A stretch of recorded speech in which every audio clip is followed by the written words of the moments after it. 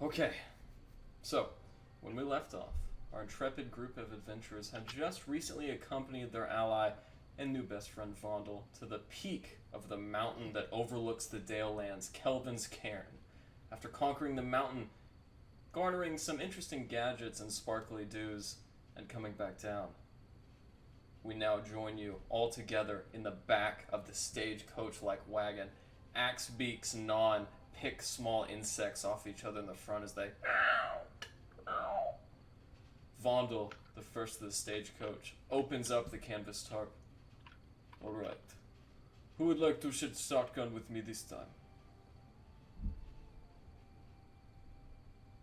I'll join you. Okay. Two dwarves at the front, everybody else in the back. You too, Rory.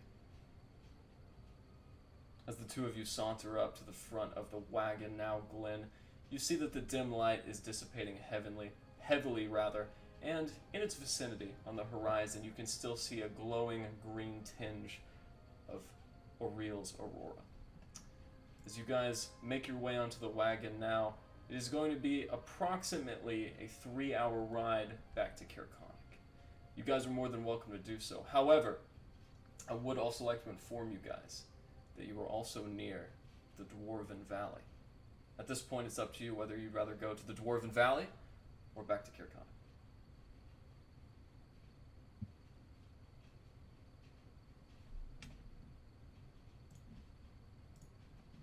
Do we have any reasons even to visit the valley? It's a good question. No. But some of you did think it was an interesting spot, so I wanted to tell you nonetheless.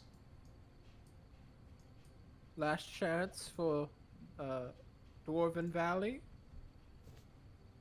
Any takers? It could be pretty. Um, this is just a note because I remembered Eric mentioned this. He is on a mission to get his brother back somewhere, I believe. That is So true. I believe he would probably speak up and say whichever one is closer to that. At the point that you mentioned this, Rez kind of perks up. Oh yeah, that would be a very good idea. However, it would take maybe a year to reach there. Let's just go back to the town. To town it is, my good man. Okay. Okay. And with a rap of the reins, you guys make it back to Kirkonic. As you guys slither down the alpine trail leading you into the village, you meet no guards on the way through. However, those of you who are observant enough to peek out of the wagon occasionally do see some very odd footprints. On the way back to the village, you guys do see 2, 3, at times even 4 sets of footprints of differing sizes that seem to just begin in places and then ostensibly disappear. However, as you guys do draw back, the forge still bellowing and emitting a light layer of smoke through the top chimney, you guys make it back to the building marked Frozen Far Expeditions. As your wagon parks outside, Vondel gets off. Alright then, time to divvy up the loot. Which one of you will be carrying the sack of gold pieces? I could. Okay, little miss. Oh yeah, and before I forget, you watch as Rez reaches into his satchel and brings out a hat. This hat, Alistair, you know, is meant for you.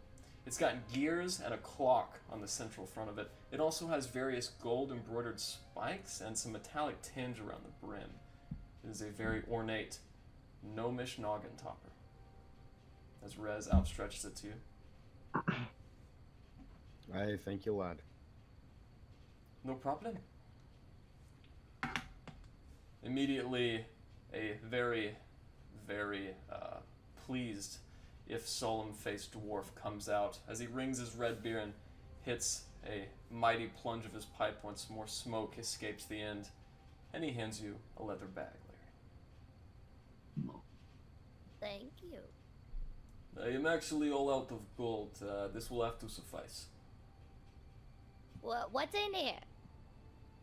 As you open the bag, Larry, and search through it with your hands sifting through, you see very shiny platinum tokens. 40 in total.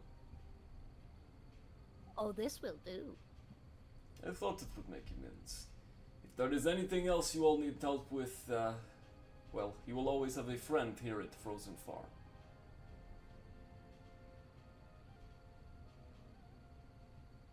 Thank you. Of course. Rory, you can take the rest of your shift off. We will not be needing you in the stables. Quick question. How long have we been gone?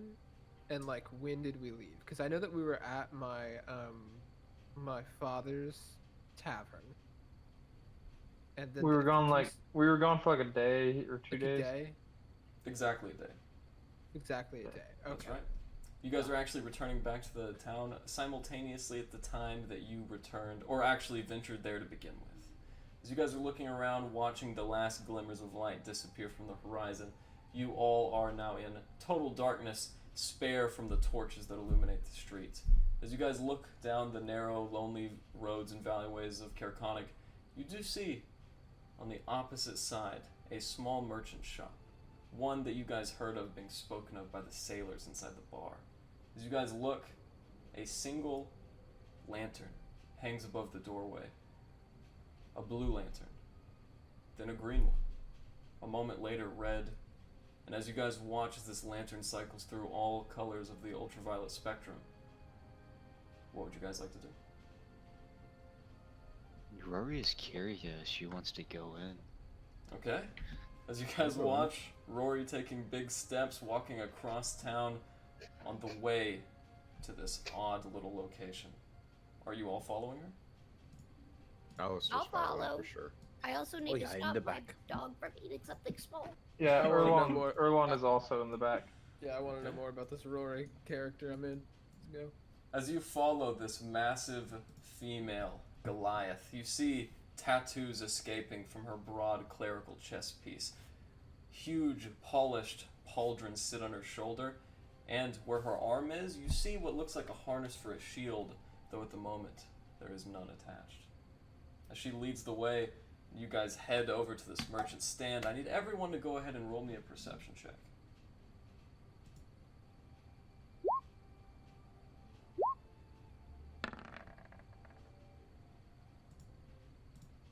Alright. As you guys are nearing over now from Frozen Far Expeditions to the Northern Lights, to your immediate north there are huge snow embankments that sit aloft, fresh and frozen except for the tracks of the wagon that you just etched into it. However, as you guys walk by in the snow, you see another pair of those footprints walk and stop. Although you all see the footprints, Erland, at the moment, you and Rory are the only ones who notice. There seems to be the outline of a humanoid in the snow, almost like a freshly buried body.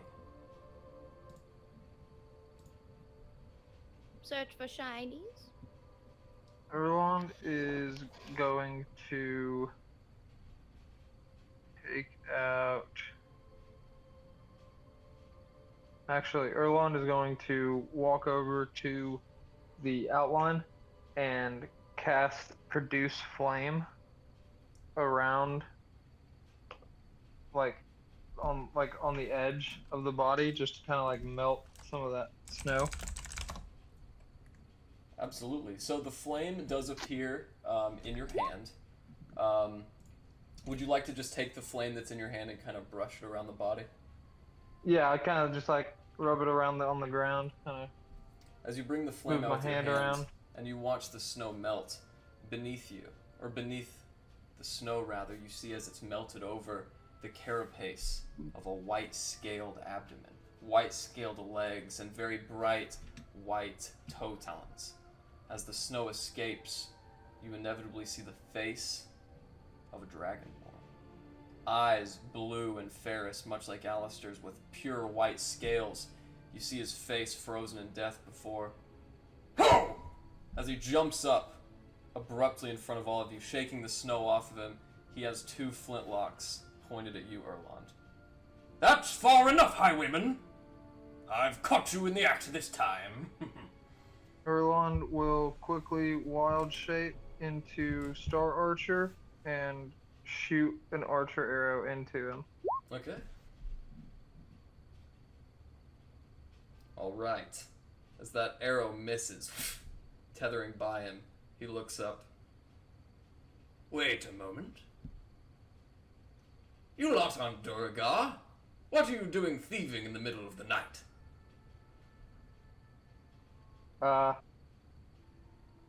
Your dead body was under the snow. No thieving happening. Oh, poppycock. You couldn't have seen me. I was camouflaged. Oh, okay. I saw you and I have a bum eye. And I kind of like jiggle it a little bit in my head. I'll admit I did not see you. Well, thank you, Glen. Glad to see an honest man amongst ye. Now, nevertheless, you are in my town, and if you happen to see any wayward vagabonds or fellows who look a little bit less than genuine, make sure to report them to me. I will be in the speaker's estate. What the So fuck? What the fuck just happened?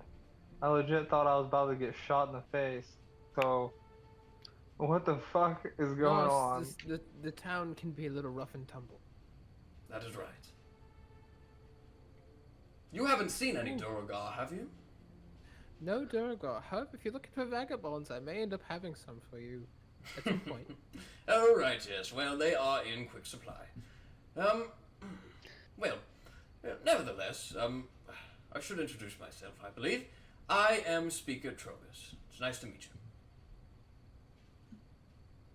Well met again, Speaker Trotus. Of course, Glen. Now you all take care. And he walks away.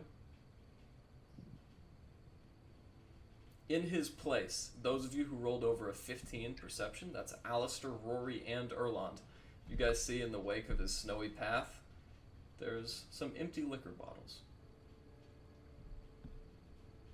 Also, just for anyone that wasn't here like 2 weeks ago, this is my hometown. Just so everyone's clear, this is where I am from. That's right. And Glen, you recall that fellow who just walked away is the town speaker. And I love him. He's a treasure. As you guys brush that very bizarre occurrence off your shoulders and make your way down to the general store, the Northern Light, you guys watch as that flickering lantern light in the distance is slowly rotating. And eventually the light itself disappears, leaving your destination in complete blackness.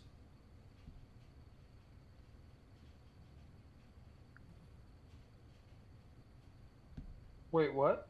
The lantern that hangs above the town, or the small building which you guys were heading towards, just disappeared. It's totally black. Oh. Rory, do you still want to head that way? Rory don't see any colorful lantern anymore. We could make some make a light. Maybe. Those of you with dark vision, which is everybody, you can still see the porch and everything just fine, though you do realize it is completely dark. There is no more light. You know, they might be closed. This might be. Hey, we can at least knock. It might be best if I knock, if that means anything. I'm a bit more familiar with the area. Go right ahead. I'm not Is stopping. that okay with you, Rory? I know this was the place you very, very excited to look at. Rory would knock the door with you, and I start stomping forward. Oh, okay, simultaneous knock. That's interesting. Alright. As Rory gets there a little bit before you, Glen, you're frantic to make up, and both of you simultaneously rap upon the door. At about which time the door does swing open, and you guys see a very rosy-cheeked, blonde dwarf. Well, hello there! Welcome to the Northern Light, and... Well, speaking of which, where is that light? Okay, so you don't know either. We actually were just approaching and the light went out. The light went out. Rory likes the light. She looks up. Well, I'd say the light's jumped straight out of its harness. Where is the lantern? Maybe can't you say I go know. with the mysterious camouflage person. Oh, Master Trovis? No, he's just sitting out there on guard duty. He is very eccentric. Yes, he's very strange and eccentric in his technique. Nevertheless, you've all come to the general store. How can I help you? What's inside the store? Rory's curious. Well, come on in. You're all welcome. And as she opens the door and you head on, she goes, "Oh, get yourself out of the snow." So you guys walk in. It's a very dimly candle-lit general store. Axes, spears, pieces of partially refurbished sleds and equipment hang on the wall. As you guys inevitably do make it in, you see an extremely elderly woman with sparsely white hair knitting behind the counter. "So, my name's Helena. How can I be of service?" Rory's curious. What do you have? "Oh, we got anything. Why, do you need another shipment sent to Mr. Vondel?"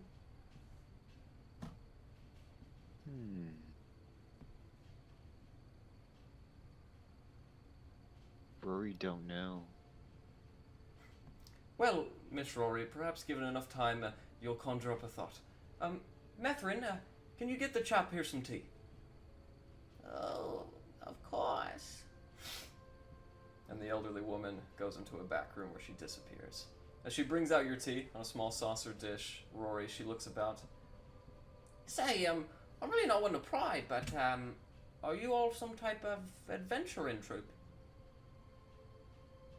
Rory That would be just it. like to work for gold. Oh, well, don't we all? And it makes her perfect for our adventuring trip. I see. Well, it's always good to meet some like-minded individuals. As a matter of fact, it's been rather hard to work for gold with these thieves running amok. As a matter of fact, I think they might have nagged me lantern as well. There's nothing worse than a stealing thief. You've got that right. I can tell you speak from experience. You bet But I which do. People side? touching my shinies. Absolutely. And between, well, all of you and all of me, I think that Master Trovis has his work cut out for him. Yeah, are these thieves a big issue? He seemed to think it was Durgar. Do you have any insight on that? Oh, well, I only know the stories about Clan Durgar that I was told as a child. I severely doubt they even exist, much less be coming up over the surface. I think it's something else, but either way, I've got to put a stop to it.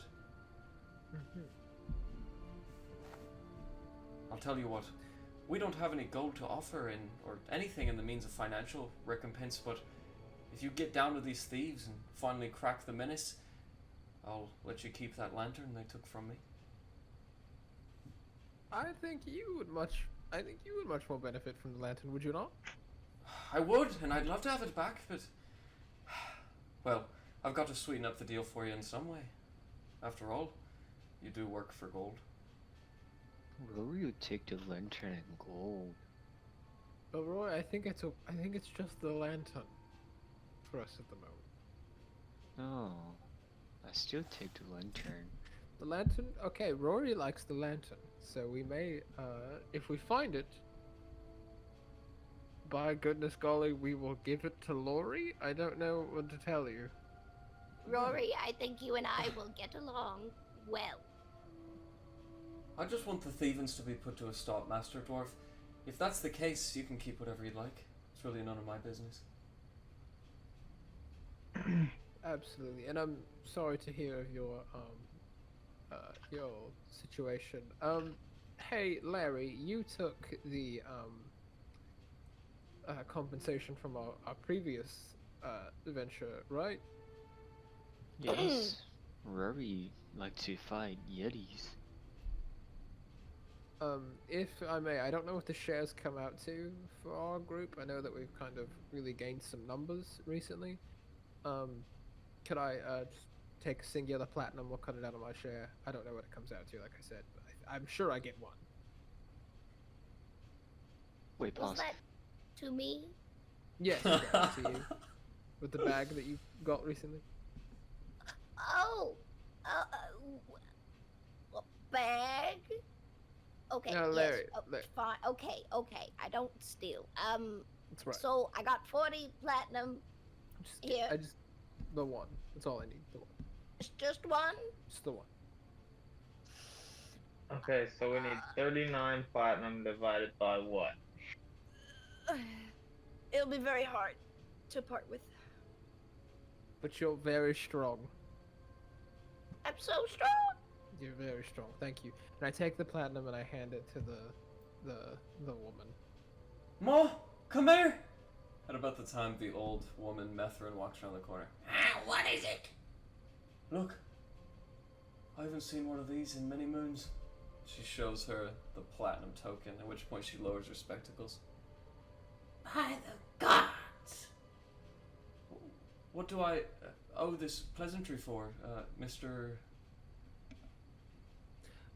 Glen Koenig. You owe me not. It is owed nothing. I like to support local business. So. Well, thank you very Here's much. your- So during that conversation, Erlond is gonna be slowly walking up to Larry and be like, "Hey, so we got to split the rest of that platinum."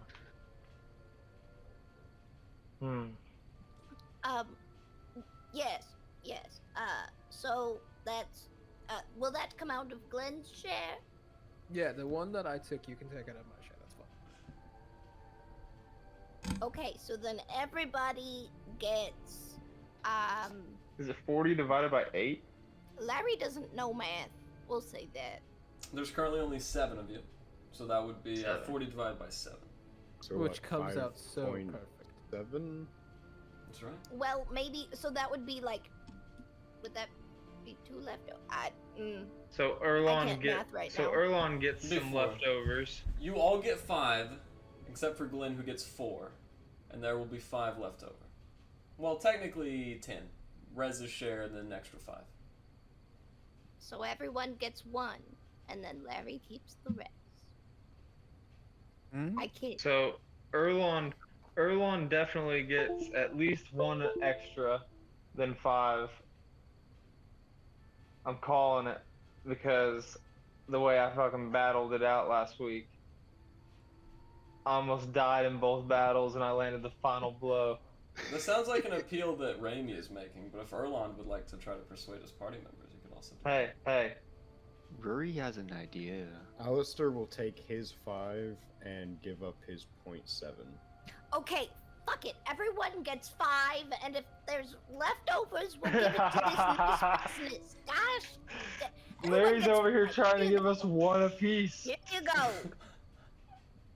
Well, I will take 4, and I'll look at Elrond, and I'm gonna swipe 1 towards him and say, Don't make this keep more doing what you difficult. do, and please keep me alive, my friend. Okay, I'll take 2, your and I one. want the other 3 distributed amongst local businesses in the area. Okay, so Oralas gets 4, Raimi gets 6. After all the calculation is done, that still means that Larry, you have 5 from your share and an additional 5 that's not gone to anybody. So that's 10. Is that other 5 for Rez? Nope. There's 7 of you. 7 times 5. Last time I checked is 35. I hope. Everyone gets 5. There you go. Rory has an idea. No, I'll just give. What is your idea, Rory? I pulled out a table. Let's arm wrestle. The winner takes the leftover. Winner takes the pot. Winner This guy takes the just- whole No, pot. the leftover, not the pot. This to, person for just the pulled a leftovers. table out of their pocket. Alistair just wants his 5 platinum. Just give him Did his they 5 always platinum. have that table? My steel They did. defender is intrigued. Rinch. Does the Steel Defender get a share? We haven't talked about this. As you guys all look around, dust escaping in the wake of the Steel Defender, Helena kind of looks back. Is he with you? That's mine, and she goes by she and her pronouns. Right, she. I apologize. Well, I hate to mention this because you've all been such lovely patrons. However, if you will be arm wrestling with her, I would recommend, or rather prefer that you do it outside. It's probably for the best. Right. And remember, thieves, if you see any of that business, just let me know. Right, thieves. That's right. Thieves, yeah. Thieves. Rory don't like thieves. Alistair. Yeah? You know, there was a little while back I asked you about a mobile telescope that I could stick in my bag. Didn't I already make that for him? I thought I already made that for him when I took apart the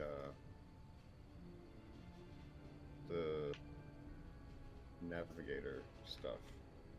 Oh yes, yes. You made a very small telescope. However, I think what Erland is referring to is one which is a little bit more astronomical. I can do that. I need a bit of metal, maybe some crystal or glass. Shouldn't be too hard. Okay. I will Actually, see if I can. I got the metal. If you can just get some crystal or glass, that would be just right. I will see what I can find. As Larry and Alistair, or rather Larry, Ariel, and Rory go outside to do their arm wrestling. Larry, would you like to do the arm wrestling yourself or send Ariel in your place? Oh my gosh. Does it use strength? Is that the general? Is that going to be the role? Or... Wisdom. It's all up here. Oh, mental. Well, shit. Technically, it's an athletics check. Okay. I think I will personally get my entire small body into this, and I will do that myself. Yeah. Also, I'm in. I'm in on this. This sounds fun. I don't know if there's really going to be a prize or if Glen it's takes just on the winner. fun, but I'm starting. Okay. All right. As the two of you get out and you rest your elbows on the very worn wooden stoop that used to be illuminated by a lantern, you guys are illuminated instead only by your dark vision cones. As you all look to each other in dim, monochromatic light, Larry's the first to put her elbow up. Who meets the challenge? I'll do it. Rory would play the winner. Rory likes to rough. I think that's fair. Rory is huge. Okay. So, in the first bout of our tournament, Glen and Larry are participants. Go ahead and roll me an athletics check, both of you. Larry already did. She did. Fuck. Glen won. As Glen effortlessly pushes your knuckles and rapes them against the wooden platform below you. He's won, but just barely. I almost had you. Very close. Very close. My turn. Rory's turn. Yeah, excited, like stumped in front of the table. This is From fucking her- huge and I'm small. It's very From her exciting. mighty footfalls, you guys all witness before you as snow drifts down on the wooden stoop, and then Larry sits down. Rather, Rory sits down. As she sinks into the snow, she's still about as tall as you are standing up, Glen. And she produces her elbow. Okay, and then I put my hand out, and I'm sure her hand eclipses mine completely. Well, you know, even though you are a small guy, you're very stout. And though her hand is bigger, it's not that big. Awesome. Should I roll mine? Because I heard a roll. I haven't looked at it yet. You should go ahead and roll your athletics as well. Okay. As you guys watch, this fight is much tenser. Glen for the dub. As they ring back and forth in motion, you guys watch as Glen narrowly, much narrower of a victory than before, just barely manages to push Rory's knuckles against the stoop. Rory's not happy. It's okay, Rory. You put up an excellent fight. How much do I get out of that? The rest of it for the 5 leftovers. There's 5 left I over. still have it. Larry, if I may. You'll have There- to push me down for it. Larry, I don't want to have to do this. Why can't we just evenly distribute the coin? I know Because it doesn't come out even, but Because I won. You That's the did. problem. and I am small, but have mercy. I like the shiny, and I'm gonna hold up the bag, but in my grip. I take it. And then I take out the gold, and I'm gonna give 2 to Larry. I'm gonna give 2 to Rory, and I keep 1 for myself because I'm a sweet, sweet boy. I'm just gonna listen to them scrape together in my ears. Rory don't take mercy from enemies. So I give him the 2 gold back. We're not enemies, Rory. I in fact thought we were the opposite. About this time, as you guys divvy up the platinum and have a little chuckle to yourself, you guys hear an immense racket from inside the store. It sounds like plates being thrown to the ground and shattering, or luggage being spilled simultaneously. As you guys hear this racket inside, you also hear a voice. Oh, let go! That's mine! We're running it, right, everybody? Yeah, do you need some help? Okay, fantastic. As you guys immediately come back in, the sound of the cold air filling the room and immediately extinguishing a few of the candles. You guys look up, and in the darkness of the general store, you can see the old woman is on the ground, completely unconscious. And the other woman, the blonde dwarf, Helena, is currently struggling. She has a dark iron pickaxe in her hand. No! Give it back, it's mine!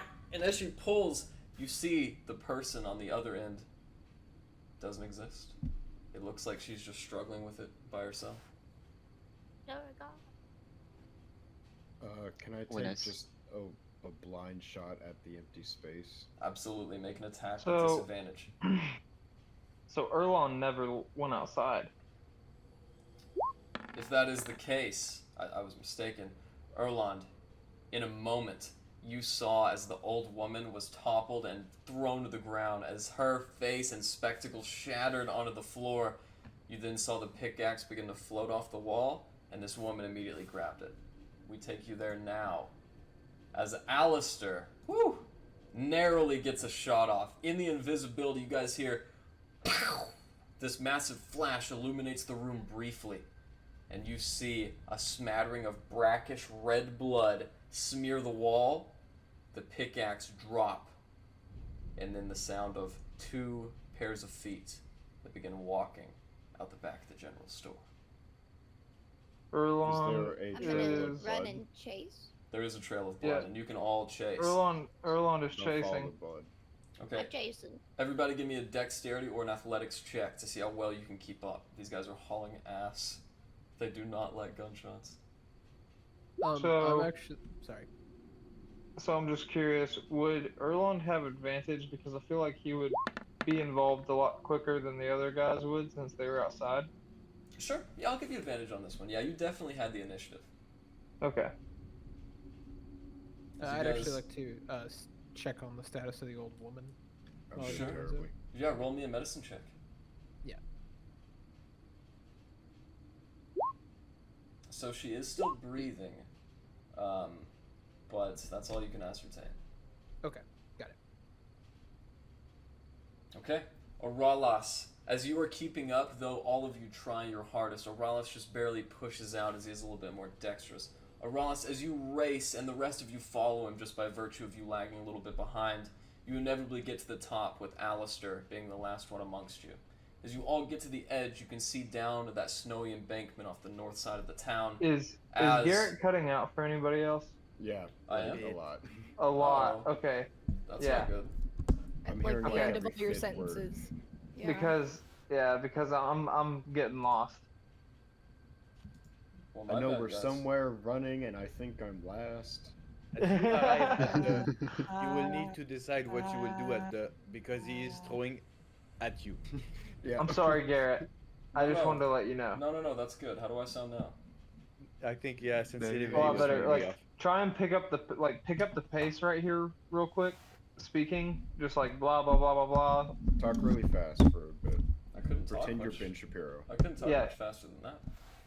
We'll just try it again. We'll see if this description works this time. So, as you guys chase them out the back, by virtue of him being quicker than the rest, Oralas is in the front. Right at the back of the group is Alistair, and as all of you inevitably crest the very large snowdrift on the north end of town, you guys see that trail of blood meets with about 3 other pairs of footsteps. What would you guys like to do? Erlond is going to fire a light crossbow at the in the area of the people that are running because I feel like I have advantage, so like I should be right up on them and see footsteps. You had advantage on your dexterity check to keep up with them, which I just Oh. noticed you did not roll. Yeah. So yeah, go ahead and roll that. Dexterity or athletics, up to you. Where the hell is Dexter? Oh, gotcha. Can we just attack them in like a wall formation and just all shoot Just an arrow into them? simultaneously shoot. Yes. Yeah, you guys can give them a quick volley. So immediately, I'll just say, unfortunately, Erlon's shot misses. Oh wait, yeah, because they're invisible, and that means you have disadvantage. So that did miss, unfortunately. Larry, on the other hand, as you guys watch this huge volley ring out, Larry sinks a little crossbow bolt into her gun. As she looses that crossbow, you guys see the bolt stop in midair and some blood begin to fade out. As you guys see, the invisibility in this creature fades. It is not a Duragar. Instead, as the invisibility flickers for just a brief moment, you guys can see the back of an ogre. Revolting and brackish, these disgusting nodules of mushrooms and decaying flesh cling to the back of this massive humanoid creature as it looks back, and then it goes invisible once again. Can we all fire an attack now? Yes, absolutely. By my calculations, I think I am better to create a bonfire, so I will do that. DC 14.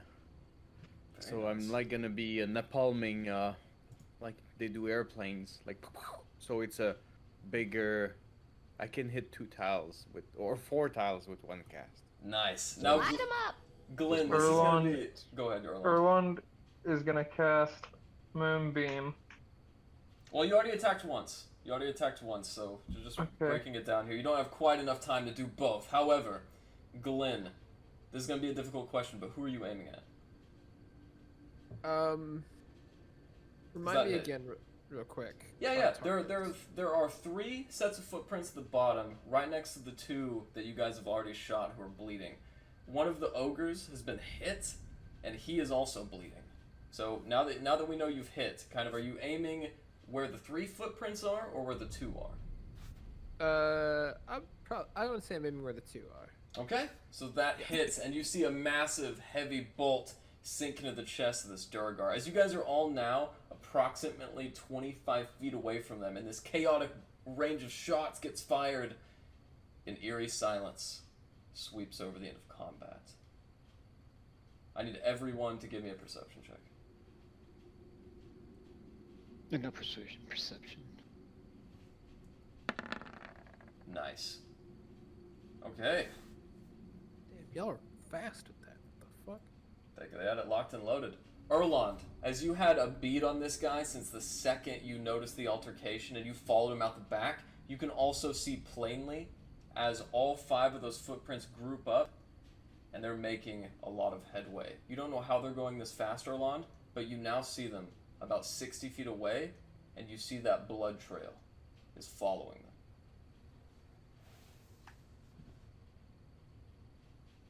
Hmm. them. Then, so is it my turn? Well, there are no turns. Not yet, anyways. Okay.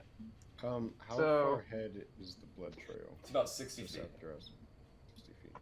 So I'm gonna cast Gust of Wind Nice. and push myself up, and then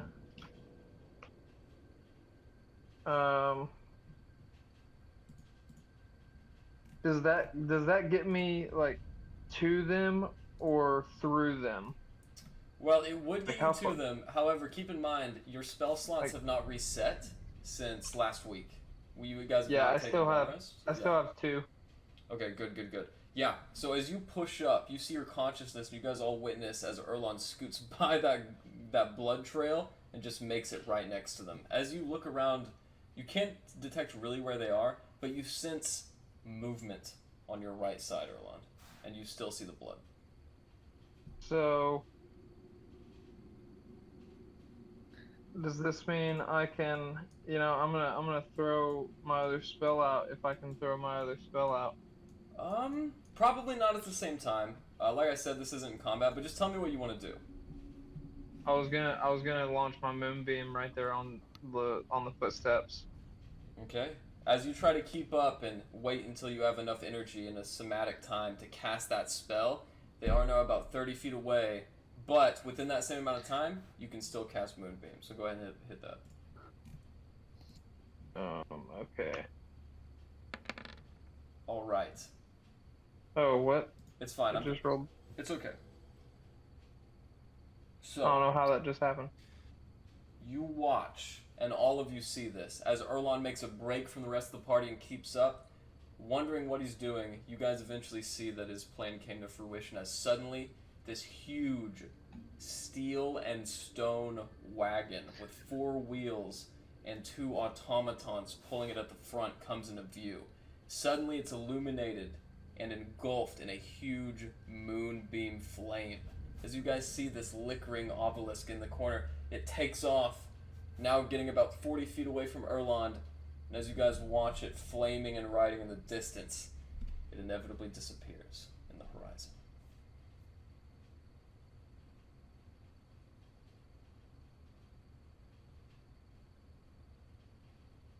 So they got away. Yes. Cool. Let's go to bed. Rory's Erlon. tired. Erlon needs to sleep As you guys Do you watch, feel safe? or meditate.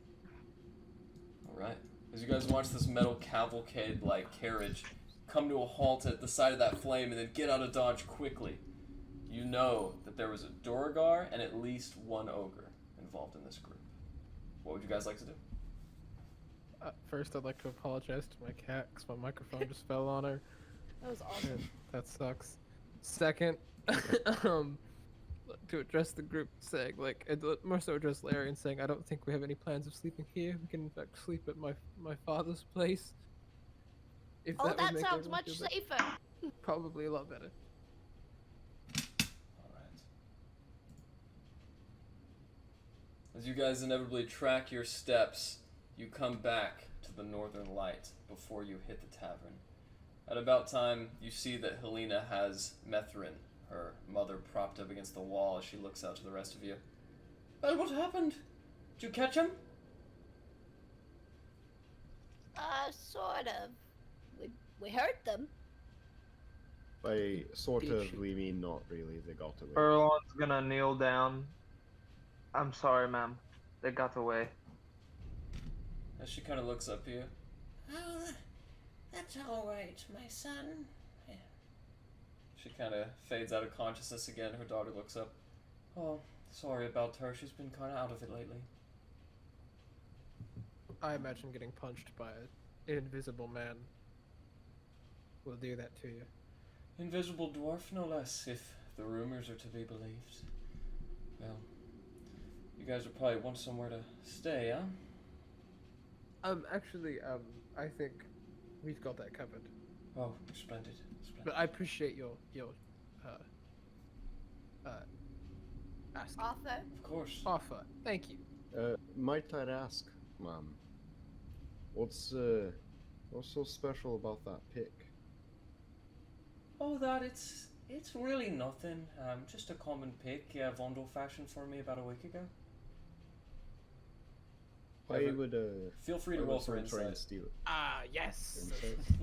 I don't really know why anyone would try to steal it. It's not especially rare. Damn it.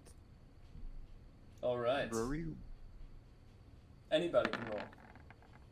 Rory wants to know. The I think story she's being behind legit. it. We should just leave. Never ask about it again. Well, Rory, feel free to ask your employer, Vondel, because like I said, it's really not that special. What are these rolls? I'm gonna use the I'm rolling zone of shit tonight. truth, just to know like if she's lying or not. Should have never recommended that spell. That's Um, awesome. I should That's for say. you.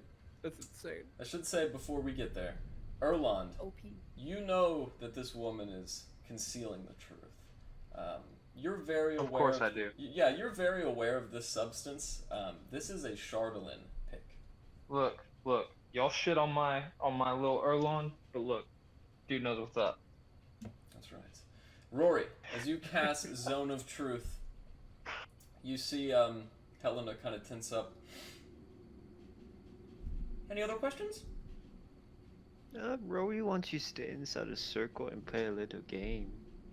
Okay. So what's the specialty about the pickaxe? What can it do? Please tell us. Well, the pickaxe is special because it's very finely crafted, you see, and well, that's all there really is to it. Rory, No. you know that she's lying. Is it shiny at all? It flickers with a varnish that you've seen on other items, such as Erlon's Chardolin pick or Chardolin trident. Okay. I care then. So, okay. Right. I sense. So, like, since she's inside a circle, when she only can speak the truth, right? Well, she can lie, but you know she's lying. Oh. Rory says she's lying. All right. I'm sorry, it's just the only valuable item we've got left on stock. That there is a Chardolin pickaxe. Well, I guess that's it. I better just turn myself into the speaker. There's no need. There's no need. Listen. Believe it or not, you're dealing with a group of people who haven't always dealt within the bounds of the law. Well, I'll take Hey, your we word did for it. once stage a queue. Really? A whole queue? I'll do anything for something shiny. I'm gonna point to the skulls that now decorate my arm. We earned each one of these. Then I'll come clean. As a matter of fact, we traded in Chardolin goods for some time. My mother here had a Chardolin pendant, and it drove her mad. I realise now the stuff's a lot less good than it's good for, really. People pay high prices for the stuff, but I don't want it anymore. So if y'all'd really like to have it, I guess I can sell it. I'd be willing to take it off your hands. Alright. I'll sell it to you for 50 gold pieces. 50 gold? Hey?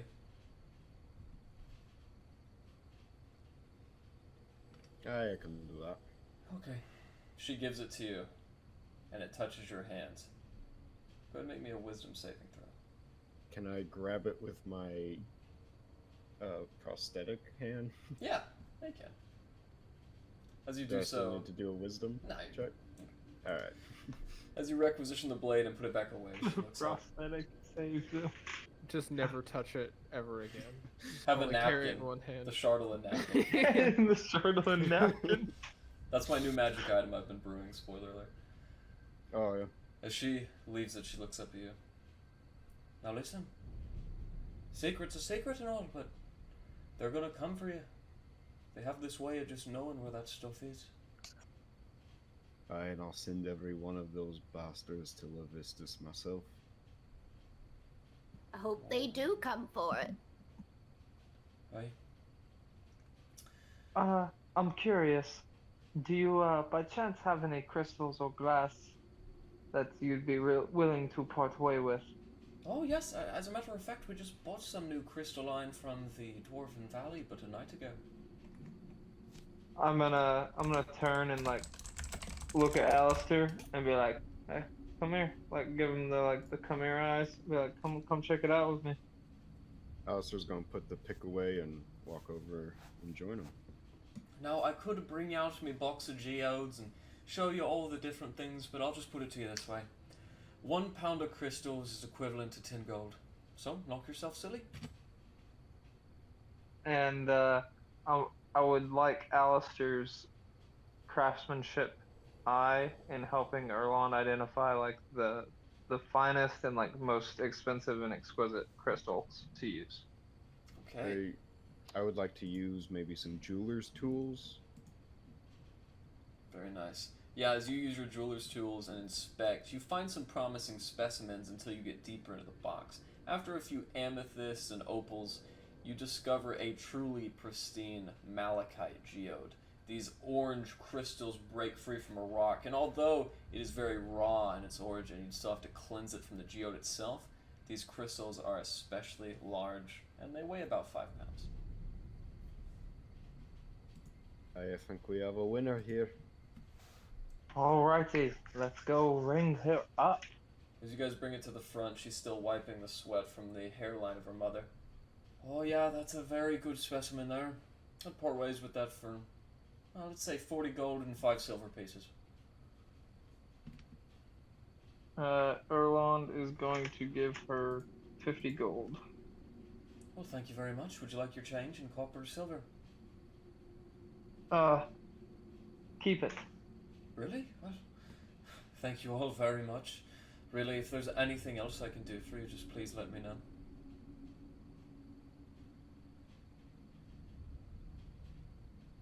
Thank you. Thank you. Thank kindly. you. Absolutely. And Erlond is going to toss that in his bag. What was that again? What kind of crystal?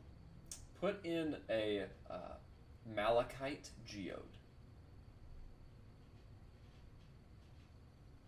As you guys inevitably make your way back out into the snowy tundra, getting what you can from the general store while you're there, you spot a few drunkards heading out of the hook, line, and sinker. The windows are still illuminated brightly with what looks like some candlelight from behind. As you guys near forward, you see the sailors stumbling around, a few of them checking their back pockets for gold and chatelaine pieces which are no longer there, and they make their way off to their respective hovels. As you guys make your way into the front door, you see a very belabored Iglander with a bead of brackish sweat heading down his forehead as well. Alright, the hook's already been sold and the sinker's long Oh, well, welcome back, my boy.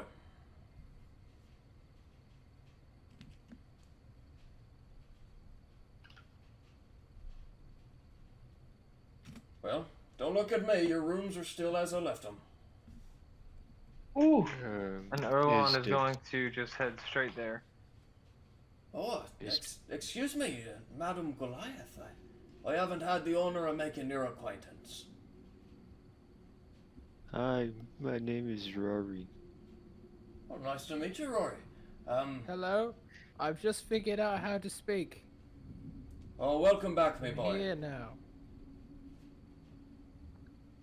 Hello, yeah, we just need some space for all of our friends. All of my friends, I suppose I should say. Oh, of course, Rory my son. included. The rooms are just like I left them.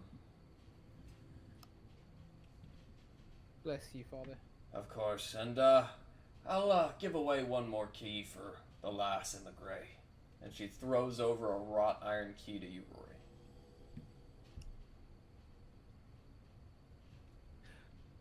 Real quick, if I can, I'd like to try to take aside Alistair and Auralas. If I can get their attention. You do so as the tavern has now been expelled of all patrons. You guys are alone. Okay, listen. The two of you, I want to. Okay, first off, I want to premise. I trust everybody in this group. Trust them with my life. I'd do anything, but some of you can keep a secret better than others. And I think that you two are maybe the best candidates for such. Mostly because I think Alistair and I have a good connection, and Auralas, you don't talk much. So, this is good for all of us. But Larry overhearing from afar. Good choice. thank you, Larry. I need you to fuck off for just a while. Okay. Thank you. Okay, so I don't know if you remember, I had a bit of a confrontation with a few gentlemen from the area the last time we were here. There's a drinking contest. In a Aye, the fellas that were The- upset because their pal went on the ship with you. and yes, never came back. there was a man whose brother and a man whose son I sailed with whenever my ship that I was on went down. I take it I- they were lost to the sea bitch. Oh, absolutely. Their bones in the ocean forever shall be.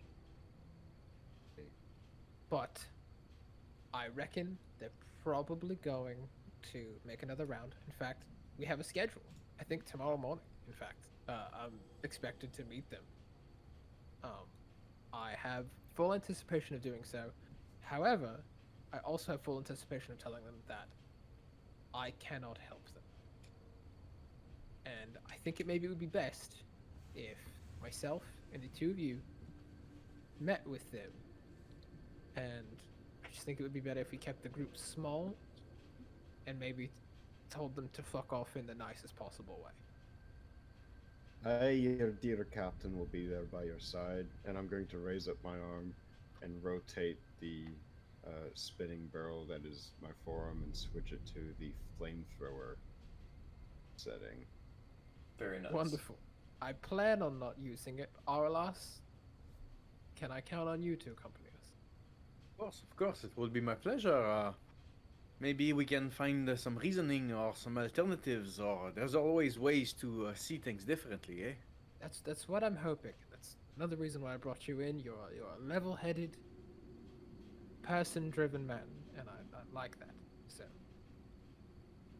awesome. Thank you. That's all I need. You guys can go about your business for the rest If you of the night, want, but to- you can always just tell them I was captain and at the time. Or better yet, I'm the one that sank it. I actually, the sinking of it. Well, I don't think they'll like either of those. First off, I think they are well aware of the manifest of the ship. And second, I don't think they would like to hear that you killed their kid. But I don't quite like them. I don't quite like them either. In fact, they give me a lot of stress. But I'll be there hopefully- for you. awesome. I appreciate it. Carry about your night the rest of the however you deem fit. But tomorrow morning, if you guys could stick with me, there will be some probably awkward conversations to be had. You come get me when you're ready. Wonderful. Thank you. Awkward is always what I prefer anyway. You're a dear. That's why I'm so fond of Erland. It's fair. Um, It's fair. As they're having I this would like- conversation, I need Erland, Larry, and Rory to roll me a perception check. Erlon went straight up to his room. He's Okay. up there meditating. Good. Erland taking his rest then. We'll just need the two of you. Gasper, your character Rory doesn't notice it. She's a little too taken aback by the sights and sounds of this very effervescent tavern. However, Larry, as they're having a talk in the corner of the room, you see a cabinet housing fine dinner and dishware open. And a single Chardolin tankard floats out of the cabinet, and begins making its way out of the front entrance. Is there anyone that's around me right now? Yeah, right in front of the bar where you just walked past is Glen's father, Iglander. I'm gonna say, hey, Glen's daddy, do you see that? Hi, little miss, what is it? By the goat!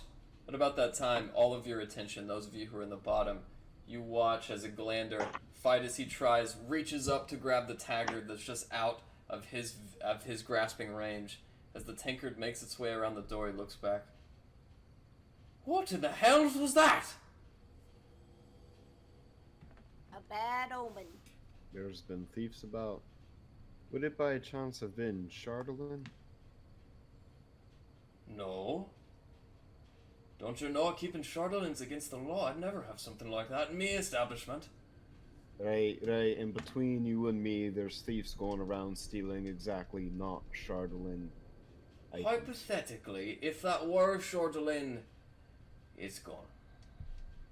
Well, we're quite keen on Dad. tracking down thieves that are stealing not Chardolin these days.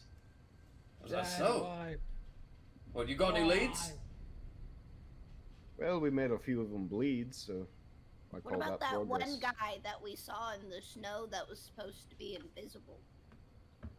No, he's harmless. He's a drunkard. Oh, you're talking about Master Trovis. Yeah, he's wonderful. He's- So he would steal alcohol, right? Oh no, alcohol, perhaps. he's got the biggest tab in the whole village. That guy's got a serious problem. Let's No, say, excuse me, please. If I was to buy a big ass bag of flour, like softball sized, very densely packed, would you be able to sell it to me? No, but I've got a big bag of cinnamon. Um, yeah, I think Go for flour the is a bit cinnamon. more apparent, but this place is fucking snowy all the time, so I will buy it from you. Right, it's just I won't be able to make me seaside scalder without the cinnamon. It's one of the main ingredients, so it's gonna be pretty pricey, I'm afraid. Well, what's your price? And about that time, you see Glander wipe his sooty hands off in his apron. He reaches down and pulls a big green rattan sack. As he throws it on the table, pieces of cinnamon fall off the side. I got this one from the traders in, what are they called? The Twisted Hand? They charged me quite a bit. But for you, friends of my son, I'll only charge you 90 gold pieces. I didn't mean to buy the whole city, just a bag of flour. I will keep my eyes open for the next market we see. Of course, you What can. about a small bag? A smaller bag, like a pouch size or something. I could probably sell you a little pouch, say a couple pints for 20 gold pieces. Yeah. Damn it, that's a lot of money. Okay, I will Unfortunate- hey. consider I will consider it. Hey, Good you luck. know, pops. Aye. Because if I recall, I think Rory gave me back the 2 platinum that I tried to give them. I'll just slide it on the table, to my father. I just toss in the bag. You got it. And Eglander obliges. Well, no, I cannot intrude like this. See, it's the way you earn your life and your food and your money. So Listen, no, he's giving you a small percentage.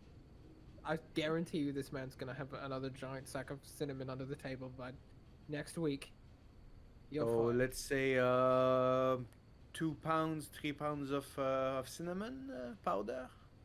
Listen, the cinnamon yours, my son's paid. It's more than I should really do. But what's your intention with this cinnamon, if I may ask? Well, any kind of powder is great at revealing something that's invisible. Why Oh don't goodness. you go on down to Vondel's and pick up some of his spent charcoals? He's got Oh, that's black great. ash and sawdust and the like. He'll probably give it to you for free. That's That what sounds I will like a do good then. idea. Of That's course. an excellent idea. You get cinnamon. I'll just take just a nip between my fingers and just brush it against my teeth. It's very I delicious. feel great. It is. It's strong and it feels age a bit. Hey, it's the best It's like cinnamon wood. between here and Kalista, that's for sure. So when I have a chance, I'll go get some of that stuff. What a good idea. Fucking good job, my dad. That's insane. Never Glen's thought of it. dad's smart. My dad kicks ass. Are you sure you're not some kind of wizard or artificer, sir? The only spells I'd be casting are on the fair maidens who enter the pub late at night. You cut out. No, not to be a wizard. Like I said, the only spells I'd be casting are a fair maiden who walk into me pub. Okay. You got that at the end again. I think there's some static in my ear, but it's okay. I get you. I'm sure it's been a long day. Vocal cords worn out. We're just gonna go to bed. Move on. As I was saying, for the third time, I'm not to be a wizard. The only spells I'd be casting are on the fair maidens what walk through me pub late at night. Aye, No fair maiden, fucking that way. unassuming come No into your way. pub. This is insane. Late at night. Alright, sure. As you guys inevitably come to a rest, and you guys gather up in your singular rooms. Before we turn in, I'd like to go to Elron. Or Erlon. My bad. And knock at his door. Erland, you hear a knock at your door.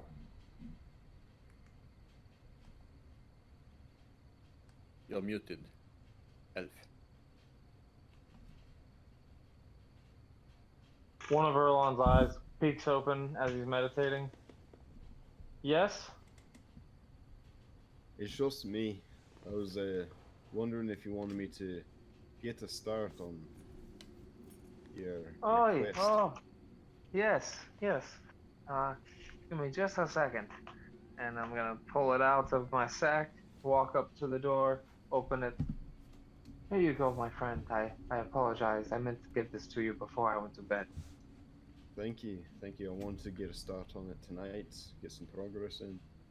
I Hopefully have it ready appreciate you. soon. I appreciate you. Yes, just let me know whatever I owe you. Aye. Good night. Night. Rory, as you come to your door and you put the key in the handle and you turn the knob, the door opens very slowly. As you hear the creaking of the wood and you step in, Rory, you can see with night vision, as in front of you are 3 sailors. Sitting at a round table in your room, Rory. One of them has a tattoo on his neck. It's a spider web that stretches up from ear to ear. And who are you supposed to be then? Rory? Rory just wants to sleep. Oh no, I remember this one. Is that so? Yeah, she's the king of bumfuck nowhere. Rory doesn't like to tell him how he sounds like. Well, Kill him. Rory, do you like people barging in your private room late in the evening? Well, Rory has a key to the door, so Rory is part of this room. I guess they're just giving away rooms for free. Come on, boys! It's obvious our patronage isn't wanted here. 2 of the sailors get up. The first one with the spider tattoo and the bald head walks past you. The second one has a very wide tweed hat and a bushy gray prospector's beard. As he nudges you with his shoulder, go ahead and make an athletics check, Rory. I hope he falls on himself instead of me falling. What, really? Alright, as this scrawny, old man comes up beside you with a pipe in his mouth, he knocks you on your ass. Come on, Stephen! We've got better places to be. And a huge, bulking pirate walks out covered in a brown robe that hides his face just like a Jedi. As he walks over you, stepping over you like LeBron James, all 3 of them walk out and into the tundra night, leaving you with your room. I was gonna grab his ankle when he walked across over me. You can do it. Okay, I'm gonna do it. What Sleight roll of should I hand. check? Sleight of Taking a hand. fight. And his wisdom DC, just so we're all clear on the same page, is an 11. So meet an 11. Okay? As you reach your hand back, you grab his ankle, and you pull it with full force, I assume. Yeah. He comes down and hits his face right in the ground. At about that time, he dusts himself off, and his friend helps him to his feet. Right. They give you a look, and they walk away. Yeah. Rory goes to her room. You should have stabbed him right square in the fucking face, Rory. I swear That to was God. just mean to you because you are a woman. Tuh. As night falls, and the dreams take you, Glen, you come to in the underbelly of a ship, cannons ringing off all around you. Come on, get your feet, bosun! I told you to batten the hatches! A dwarvish voice booms down. Okay, I rising to the deck of the ship and following my orders. Okay. As you do so, you inevitably see to your side, Glen, 2 more ships appear. Not encroaching off the horizon, they breach through the surface. As 2 of these massive ships, Corvette class, join you on your side, you can see that the 3 of you are heading together, meeting in a central point, an iceberg in the distance. The dwarf puts his hand on your shoulder. Glad to see you up here, bosun. I didn't want you to miss this. As you look back at the dwarf, big bushy white beard, golden yellow eyes, you and the rest of the party wake up in the morning. As you all come to, Erland, you and Aralas are the first ones to wake up. I'm gonna do my normal routine, going out and doing some hanging out and training with Tiger and just studying the stars as the sun is or before the sun starts to come up above the horizon. As you have generally a peaceful morning, tending to your pet tiger, looking up into the sky and contemplating on the stars, you almost don't hear it in time, but you do realize a person has walked up next to you, Aralas, and joined you in your lovely intaking of the night sky. So, Hello. you did not get rid of him after all, huh? Get rid of him. Is he talking to Erland? Yeah, Vondel has approached Erland on his daily activities. Gotcha. So, you did not get rid of the little scamp after all.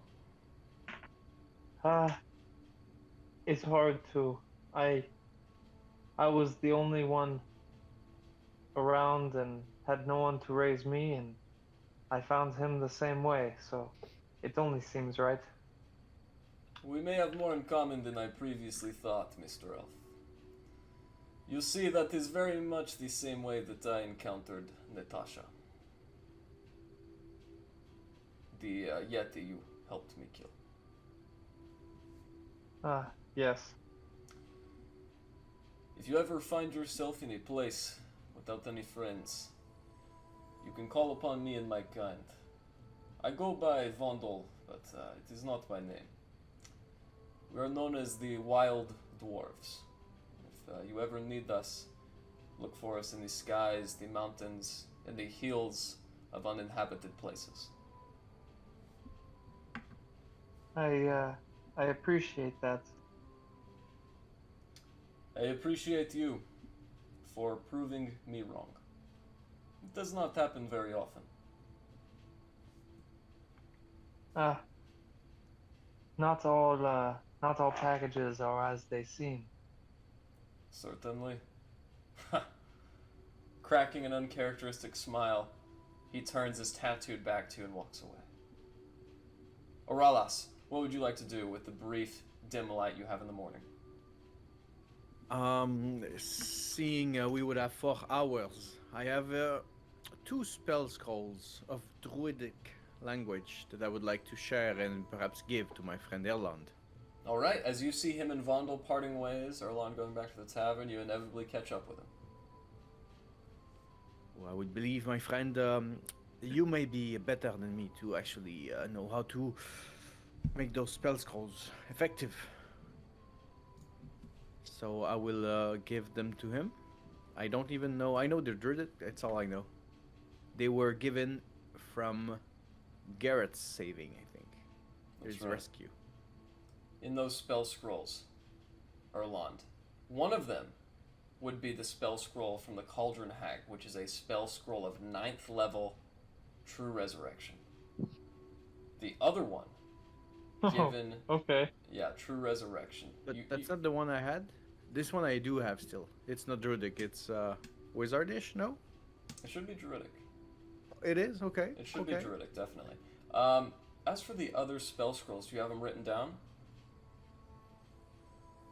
I don't have the name, but I remember those are 2 way before the witch. Yeah, you got them in Targos. Unfortunately, if they're not named, we'll have to just leave those as unnamed spell scrolls. So, you're working on one of them, Erland, but you know the other one is True Resurrection.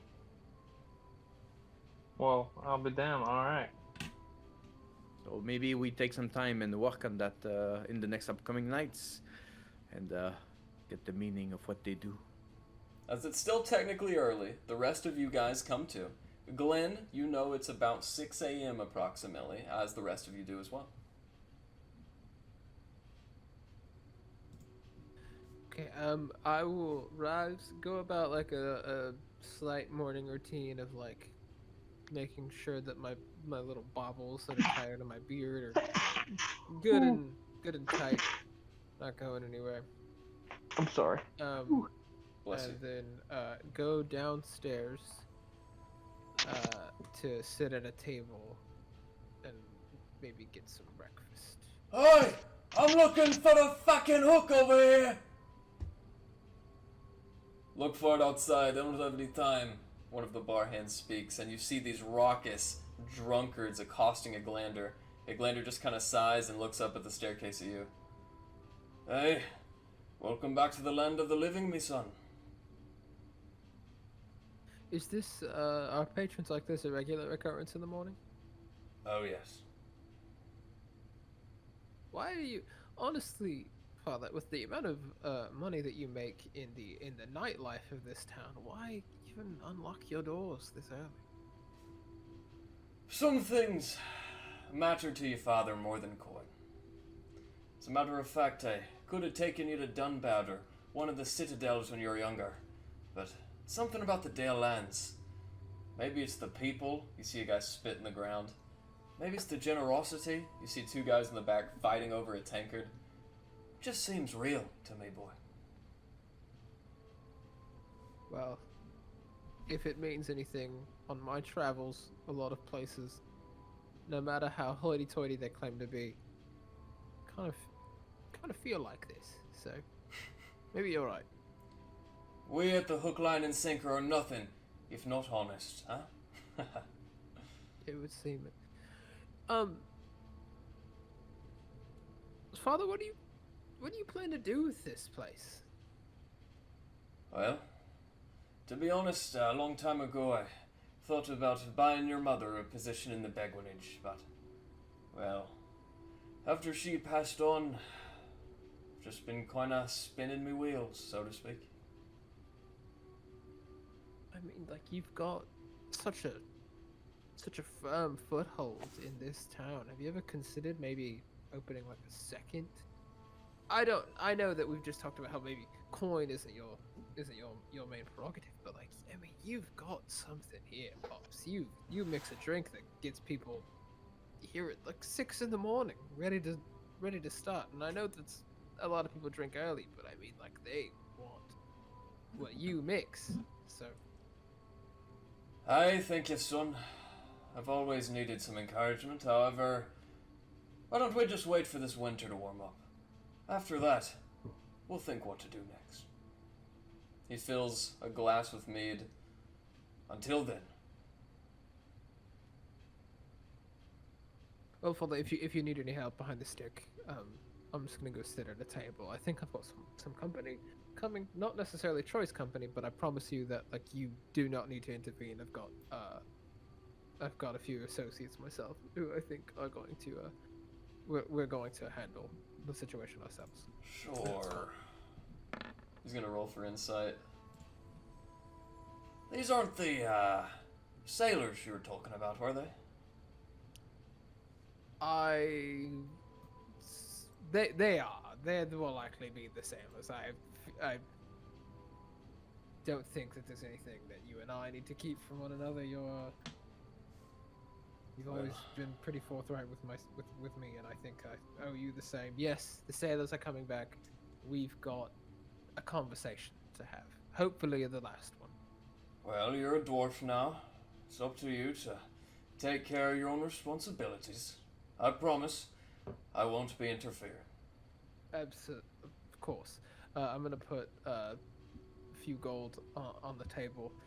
Whenever they come, just bring the table a few drinks. Just a drink for everyone there, if that works for you. You got it. At about which time the rest of you guys come down the stairs as well. I'll go join Glen when I see him, and I'll sit down and start smoking my pipe. Okay.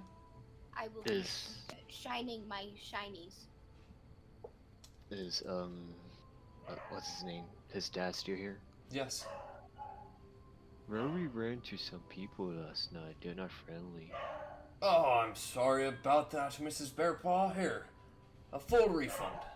and he gives you 2 silver pieces for the trouble. Yeah. Do you know who they are? Were they in your room? Yes. No. What'd they look like?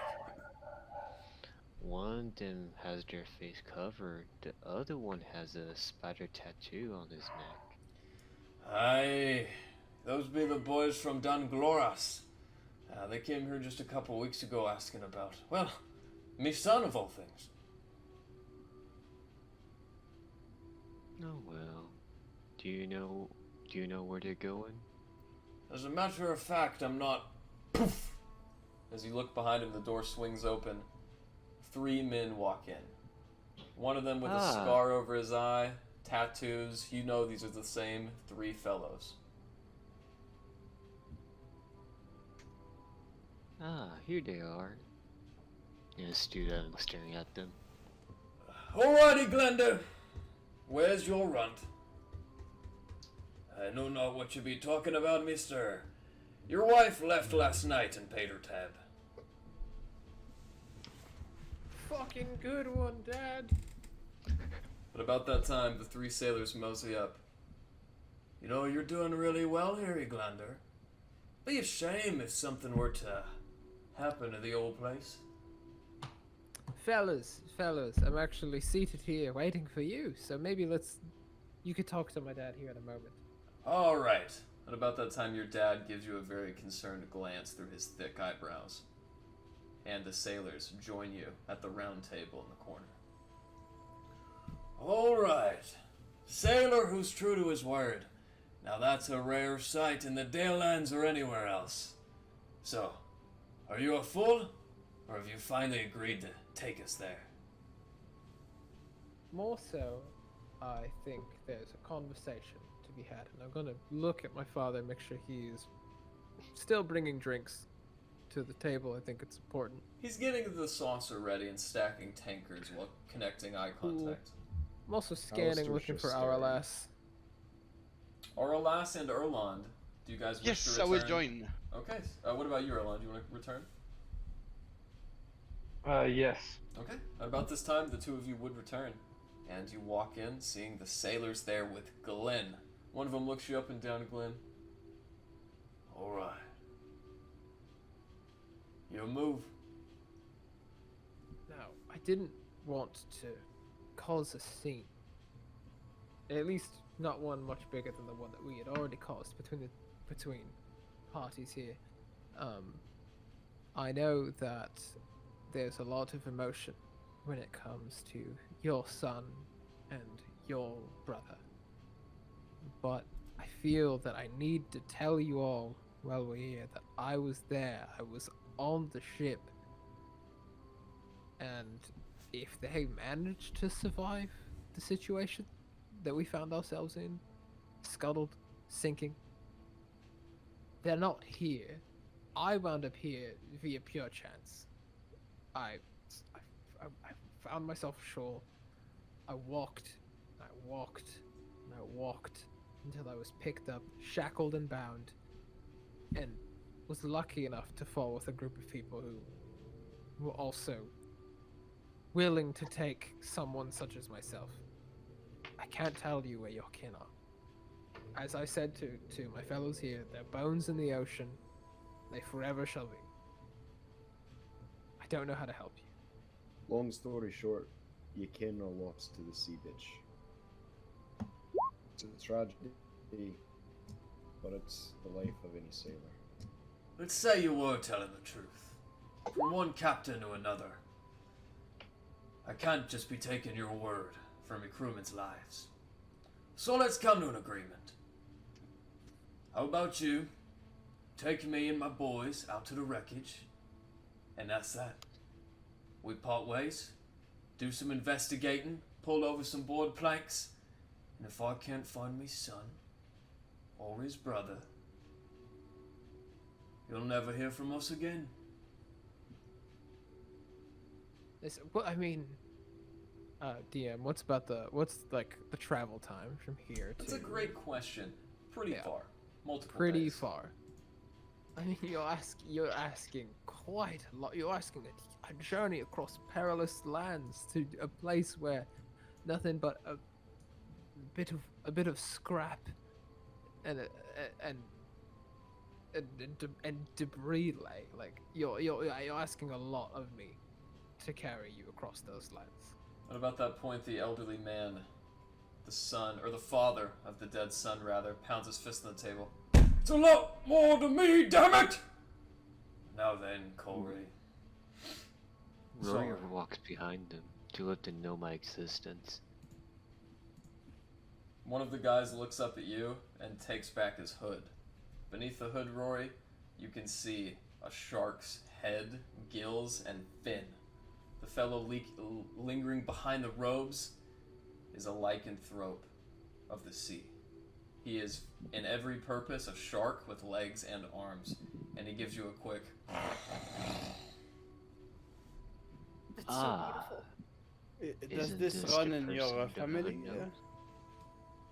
No.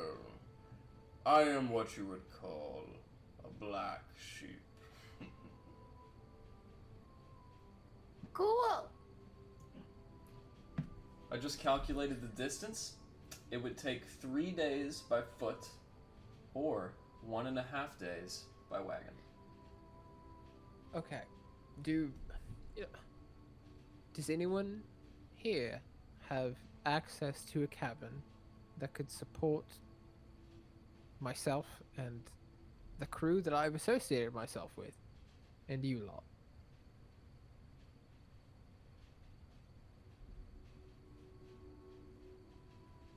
They look around to each other.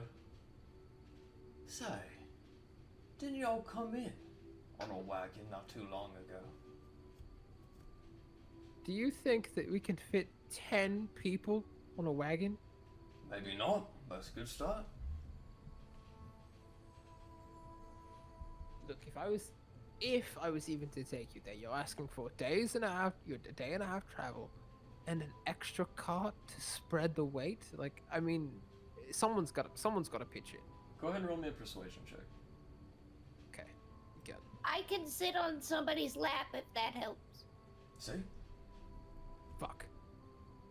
Oh, What makes you so sure that what you are seeking, they're still alive? What makes you so sure? Is there any logical way they could have survived? Not to mention, what if they decide to take an eye for an eye? Take No. one of us. look. There's absolutely no logical explanation for how anyone could have survived that wreck. And yet, here we are, speaking to one of the sailors. Now listen. Yes, you're talking to a ghost. We're all aware that this is ridiculous. I was lucky, okay? There's no other way around it. Fine. Family is family, you know. Especially Glen, you may understand that family is important. I can know tell what? this is a lost cause. And the three of them... No. You know what? I've got a bit of extra cash on me at the moment. If I have to, I will spare the expense. We'll get a card. I will travel there, and I will show you that by all means, I was just a 1 in a million chance of surviving a wreck that was unsurvivable. You would do that for us. If that Look, I can't have you hanging around here threatening my father. By all means, let's go. Let's travel. Let's look. I will show you. I will show you the remains of the ship that once carried your kid. At about that point, the rest of the sailors look at each other. The shark man nods his head, and the guy with the spider tattoo looks at the elderly man, who looks back at Glen. Honestly, that sounds great. I mean, wonderful, yeah. Do you want to leave now? Look, I can't speak for everyone here, but if I imagine that we can work out an arrangement. We can leave within the day. Yeah, if, Under one condition. by all means, let's go ahead. You will use your logic to react to whatever happens there, whatever you find. And you will not be emotional, because out there in the cold, this is life and death. and you will handle yourselves and your emotions and your possible sadness, which is tragic. For the second time at this table, I am in complete agreement. And we will be sharing the heat amongst ourselves, and nobody's gonna go crazy in the snow. This is all I ask. Glen is our leader on this one. Sounds good to me, the old man leans in. So, have the arrangements been met? I'll have a cart outside of this establishment ready for you and your party, and a car ready for myself and my own party, ready to travel within a few hours. Alright, we'll get prepared. The two of them immediately get up, and the elderly man, Carl Corey, looks back. Oh, and thank you, Mr. Glen. Of course. Three of them head out. As they go to make preparations, and the rest of you do the same, we will take our bathroom break. Oh, thank God, I need it. But anyways, I as genuinely- Just a we- little bit into Garrett's psyche. just a little bit. We can delve further after the game. But for now, Great. we are all back. As you guys return now back to the tavern, you see the three sailors waiting there. One of the sailors, Carl Corey, he actually has a bandolier of daggers strapped to his body, one massive oar in his back, and a small rapier tucked away in his hip. The other fellow has two cutlasses and a very large flintlock in his chest, and the third fellow is still just wrapped in his robes. As you guys come back and see this sight, a fourth figure walks out, a Glander. He looks at the sailors and back to you guys before moseying over to the wagon that Mondel has prepared for you. As he walks over, "No, son, are you sure about going out with them in the tundra? Those chaps look mighty dangerous, even without a blizzard." As dangerous as they might be, I am absolutely certain that the band that I've been traveling with for a bit of time is much more dangerous. He looks about them. "Aye, you'll keep my boy safe, won't you?" My steel defender gives like a. As he So looks we've back, got a he robot. gives a dwarvish salute.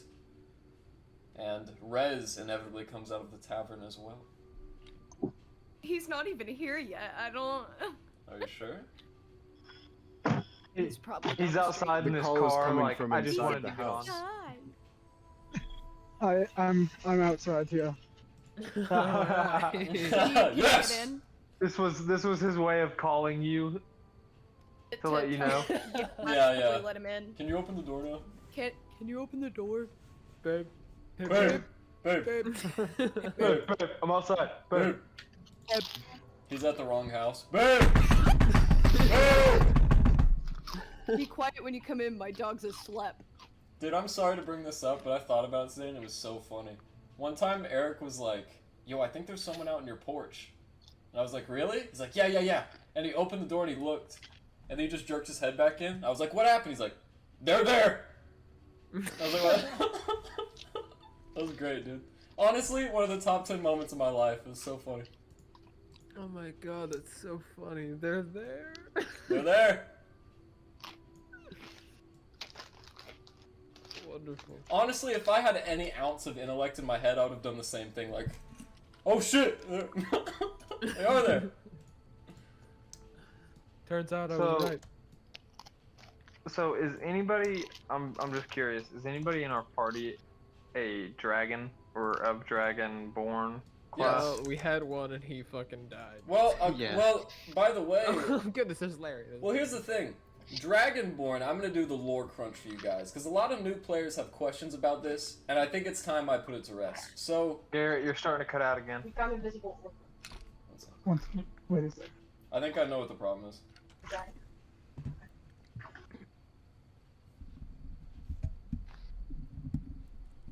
Can you guys hear me now? Yep. We'll see how long that lasts. I'll speak like William Shatner, and I'll take a break halfway through every sentence. Well, So- it's really weird because like it'll work really well for like 5 minutes, and then for just like a solid 2 minutes, you'll just be choppy as shit. My gain is picking up the sound of my fan and my AC at the same time. It's fucking it up. That- But to answer your that question, makes sense. we gotta push back though.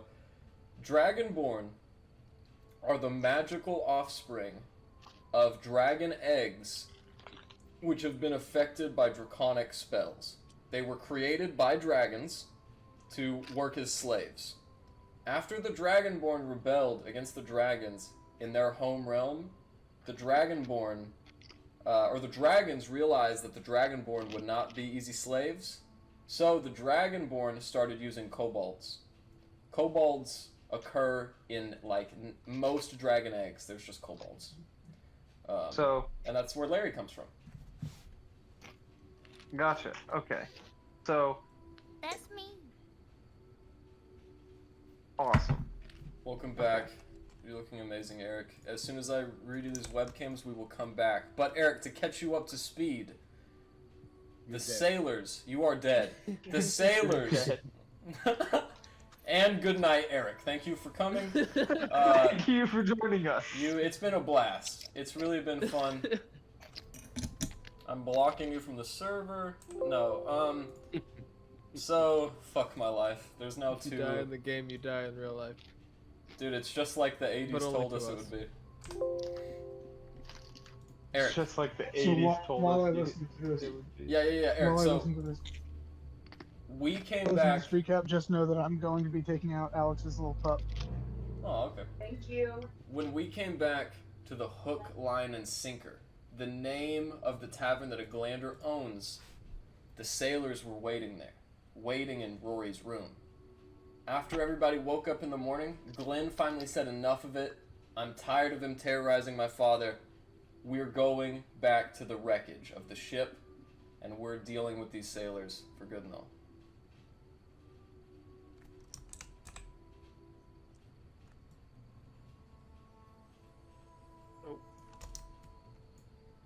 Okay. Is that all?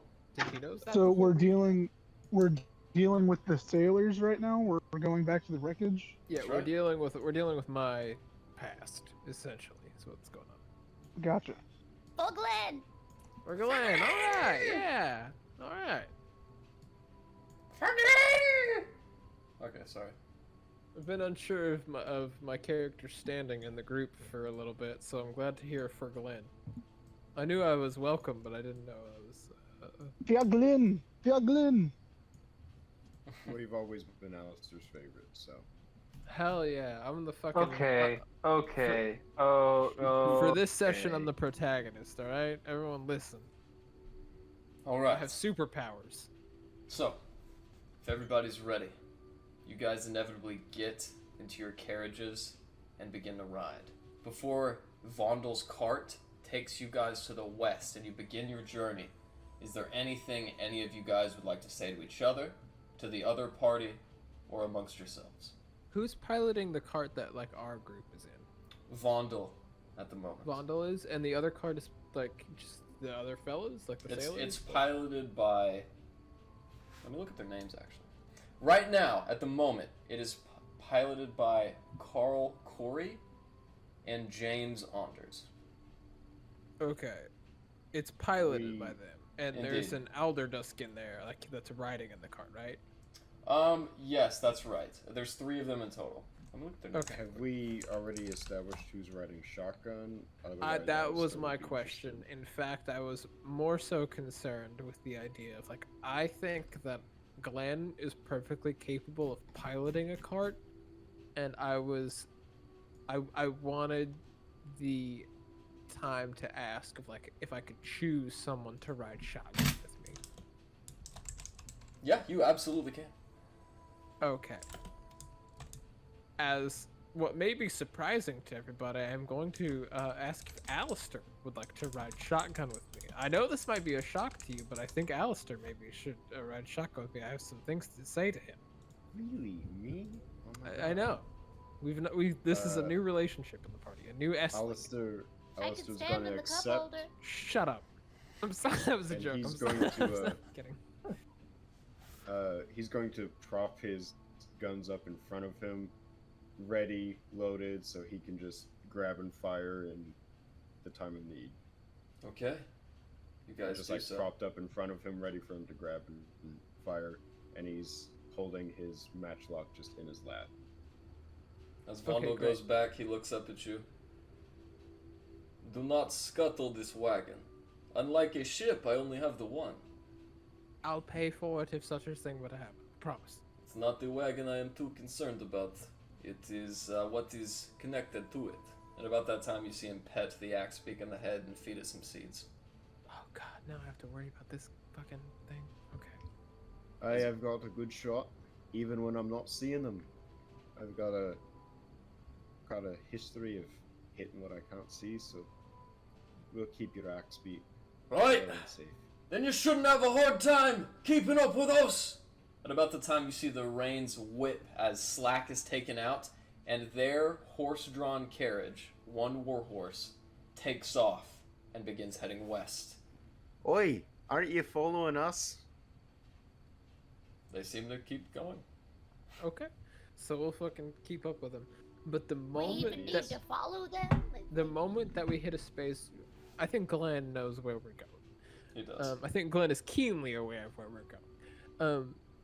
The moment we hit a space of travel where it's like, it's like the cart and the creatures pulling the cart are noisy enough, I would like to look to Alistair, and I'm going to tell him after like casual conversation, like, okay, I need you to know that this meeting is not going to go well. And what I need from you is the assurance that no matter what comes to light, that you and I are crewmates, and you and I are friends, and that I've got you at my side. I'd watch the way you start this out because dude's got a pistol in his lap. Like, I am aware of the guns. Aye, Glen, you're my brother. You're my brother of the seas, and that'll never change. I'm standing here with you. I don't fear what's coming, as my fate's already bound to another.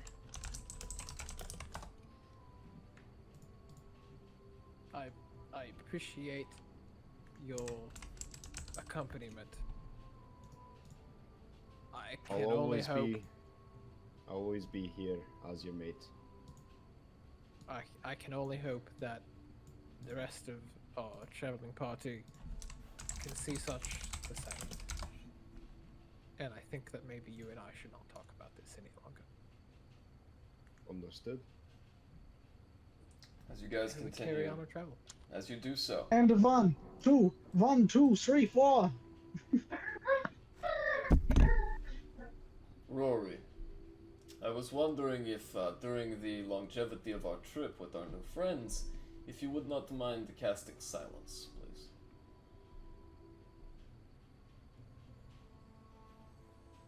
You could shut up the Baron, that would be mighty nice. Yes, you played very well though, Mr. Bard. And as this red dwarf looks at you, however, it is not in my taste. Almost as well as the fish on the wall. You're in the front. Okay, Alistair. well, that was unnecessary. oh damn, I forgot about that. Wait, the North Look Inn, yeah. Yeah. Okay, Holy fine. shit. I guess. Okay, I fold away the dual smur, and I just pull out the drum and I go do do do do do. Ah, much better. I feel like I'm back Just home keep already. it gentle. Yeah, Gentle nice. is nice. So as we continue our journey, Roland is going to, kind of surprisingly. So, I have an ask of everybody in the wagon. So, as we continue our journey, if we come across any dead dragon, like creatures or dragonborn, I would love to harvest the skin for some armor Oh, does that seem? Oh. Wow, you really just said that. This is. I did. Sorry. My friend, Forgot I was there. mean, I'd be happy to help you fashion that armor when we come across that skin. I'm not too squeamish about skin As and you guys leathers. can, as you guys can see, I'm a bit smaller, and if I'm going to be running headfirst into battle like I tend to do, I think a little bit more than this all leather armor would uh, would be suffice. yeah. Um, Does it? Does it though? Larry, maybe stick close to anyone but Erland for the next few weeks, if you would. I will give him my arm if Alistair makes me a new one. We're having cross contamination on the mic. We are. just Yeah, FYI. Echo, yeah, Rez and Larry here. But the point still stands. I'd be more than It's happy nothing. to make It's anything. it is nothing against you, Larry. I'm so sorry. I don't mean to be offensive. It's just Look, it's I- the way the It's a way that compliment. the way that I as a druid am. I cannot wear metal as it is unnatural, and that hurts me.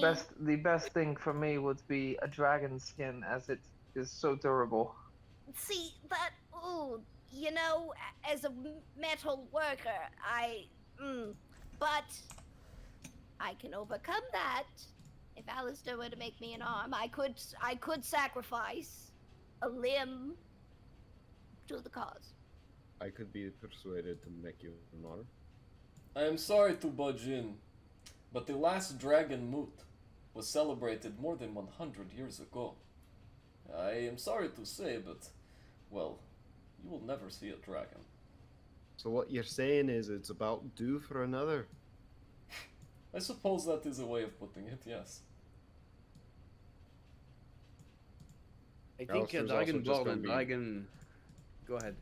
Alistair's just petting the new fur on his coat while he's giving Erlon a nod of approval for the idea of skinning something. As the two of you up front, Glen and Alistair, you guys are both sitting and commandeering this wagon, aren't you? Yes. Mm-hmm. As the two of you are talking amongst yourselves and the rest of the party, you see up above, right before your vision cuts out, you can see on the horizon the other wagon has stopped. The wagon ahead of us, Yes. carrying the others to stop. Fuck. Okay. I'd like to get as Gonna close ready as my we gun? can. Yeah. I'll pilot our cart, like next to theirs. I want to see what the issue is. Okay, as you guys pull up, James gets off. James Alderdusk gets off and looks up at you guys. You see that in the distance? And as you guys look down, you can see in the far distance what looks like a very large, furried elephant is walking on the same path as you guys in the opposite direction. Do I have any idea what this creature is? Am I familiar? Have I seen it? Nope. No. Okay. A I'm good gonna baby. put it in my gun sights and just hold. What do you recommend? I think we should probably maybe take a bit of a wide swing around it, see if we can avoid it. Can Yeah, Erlon what is that use thing? Can Erlon use the Insight? smaller telescope to zoom in and try and get a better look at what it is? Absolutely. As you So Erlon's focus, gonna do that. as you focus the telescope and the image before you comes into focus, you can see about 120 feet away, Erland, is a mammoth. Riding the mammoth is a Goliath wearing hide armor, and walking next to him is a female Goliath that looks a lot like Rory, but with black hair instead of white. Hello there. So with the telescope like on the subject as we're riding down and stuff, Erlon's just gonna be like, "Oh yes, you're not gonna believe me, but it's a Goliath riding a mammoth." Like, like like Erlon's never seen it in the wild, so he's like, wow, crazy. As Erlon takes this secular, interrogative approach and is Did I fascinated not come by it, across? you hear the word Goliath, Rory, and you know that Goliaths are on their way. What would you like to do? Me? Yes. Hmm. You guys are right here, by the way, on the map. Oh, I was looking at the other part of the map. Okay, makes sense why I kind of lost this part. We're where? Right there. Ah. Gotcha. So we heading towards what's it called again? The crashed ship. That's all you know it as. So we're headed towards the Sea of Moving Ice. Indeed. And as a matter of fact, Rory, as you look up, you recognize these Goliath, as they were members of your old tribe.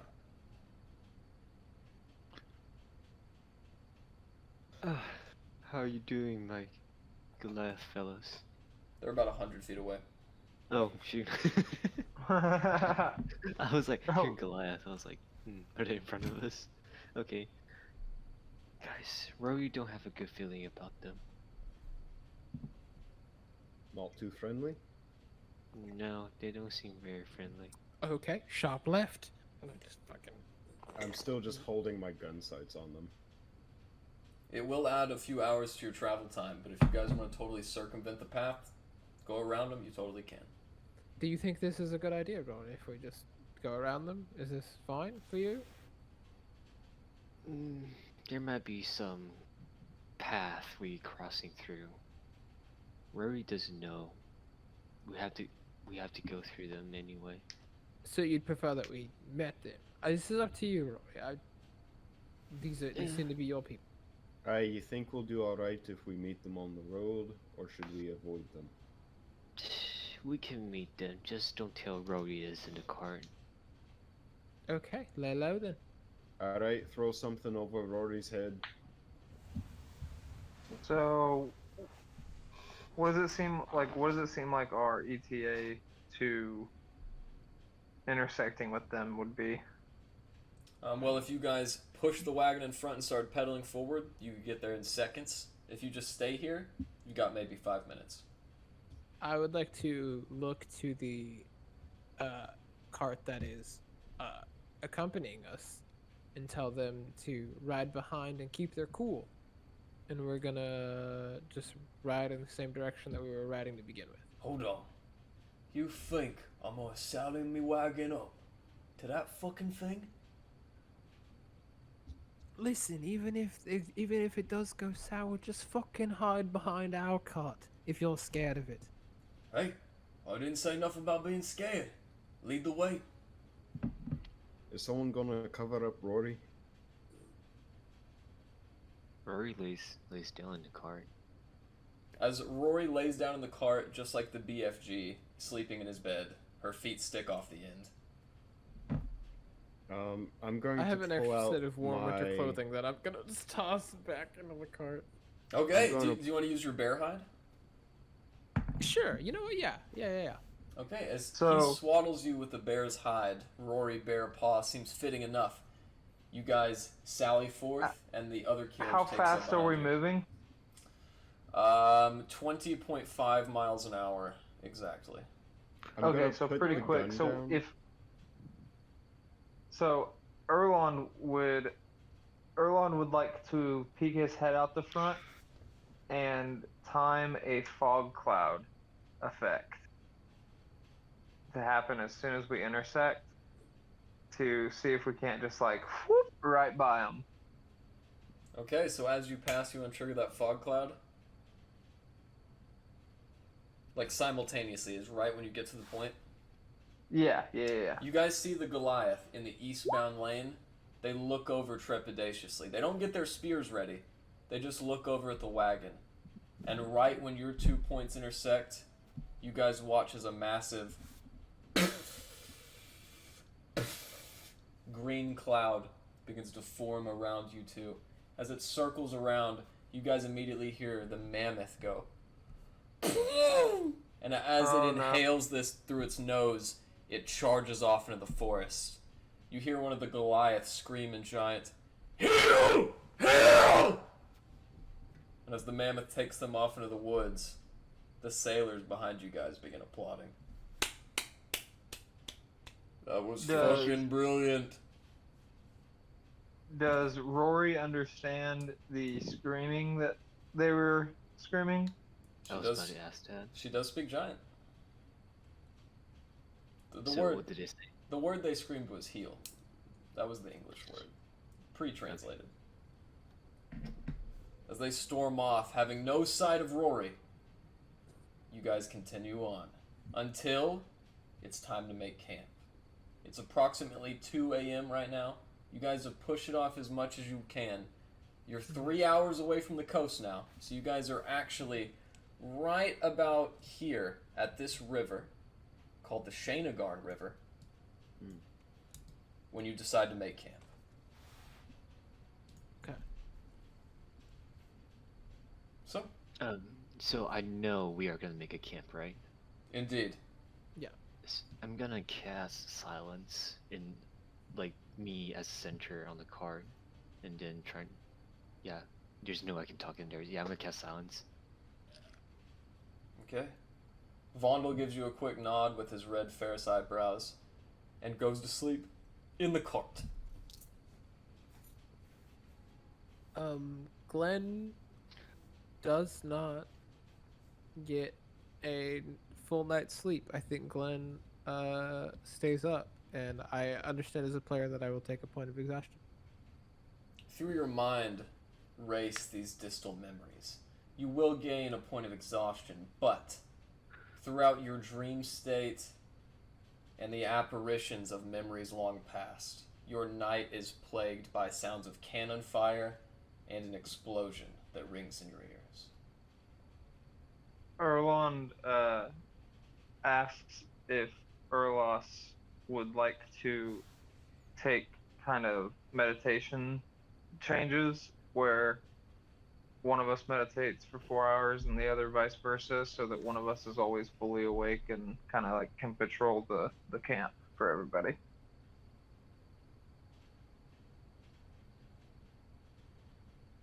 All right. As you Orlos? do so, Orlos, do you consent? Yes. Okay. As you guys do so on your watch, all of your watches go without ease, and surprisingly, you guys have a good night. I should say, however, who gets the last watch? Since I only sleep 4 hours, I think there's always ways I can do more watches. Oralas, you watch in the dim light hours of the morning as the fire is rekindled by one of the sailors. The other guy, the big shark lycanthrope who you've heard been referred to as Steven.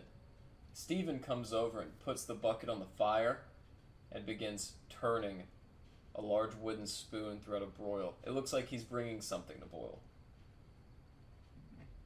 As he mixes this food, it's the time for everybody to wake up. At about that time, with the sun rising, it's about 10 a.m. What would you like to do, Aralas? I will get closer, watch closely what he's doing, try to get some information. Would you care for a taste? I would like to know a bit more about what you're preparing. You are quite different than I am. No offense.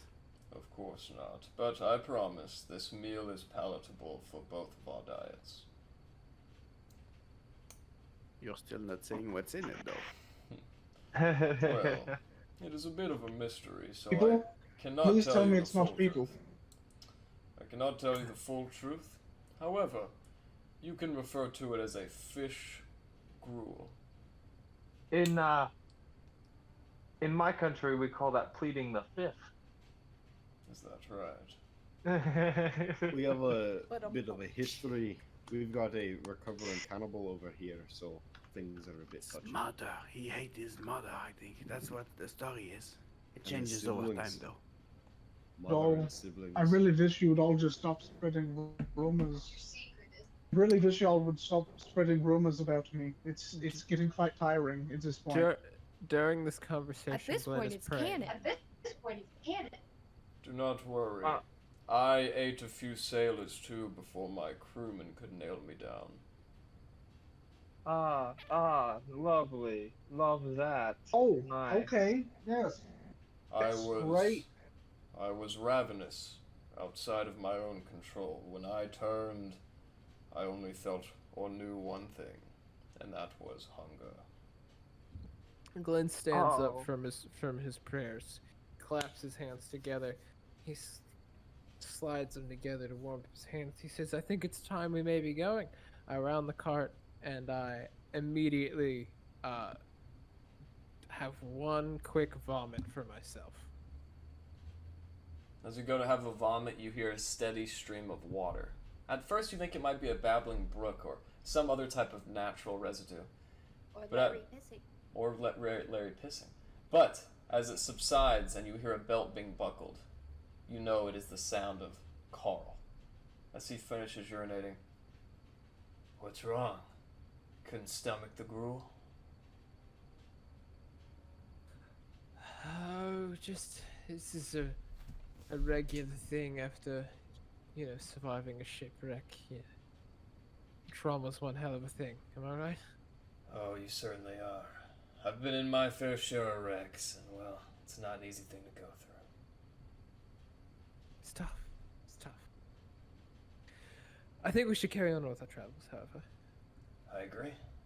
As he heads back and wakes up a rousing sailor with a neck tattoo, they eventually board the carriage, and this time Stephen is the one holding the reins. As the shark folk looks over and back and forth, he gives you a quick signal with the fin on his head, conveying that he wants you guys to lead the way. Okay, I begin the travel. Alright. Alistair and Glen taking up the front again. As you guys push off, you travel for an hour and a half, until which time you can see the coast. As that very persistent coastal wind is blowing in your face now, you guys smell the slightest hint of sea salt. As it lingers throughout the aroma, I need everybody to roll me a perception check. You got it. I know I'm still hiding. Do I need to roll for it? Oh, you're not hiding anymore. That was a day ago. Okay. I'm Garrett. in outer space. I don't know. Yes, sir? Check Discord. Oh, I know. Dude. I checked Discord. I can't answer. You're just gonna have to interpret. You're gonna have to interpret my facial features for whatever they mean. You asshole. Gasper, you look up through the clouds, and you swear, for a moment, you and Erland both see a wing as it disappears through the cloud. Very large wing. Erland is going to take out his telescope and try and focus in on what he just saw. Rory saw something big.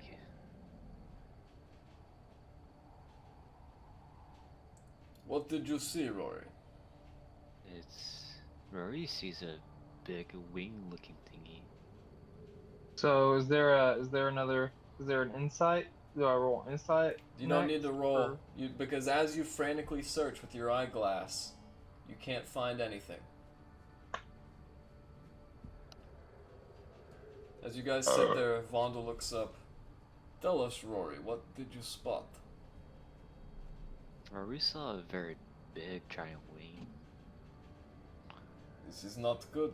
Giant birds have been known to pick apart wreckages on the coast. We should be fast.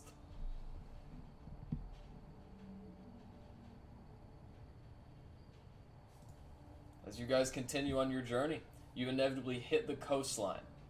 Glen, as you direct Alistair directly where to go through some weaving glaciers, eventually, all the pressure in your body accumulates at your stomach, as you know you are back in the place where the Green Rangers once found you, the place where the Rangers took you back from the prison, You have finally found the wreckage of the Dark Duchess.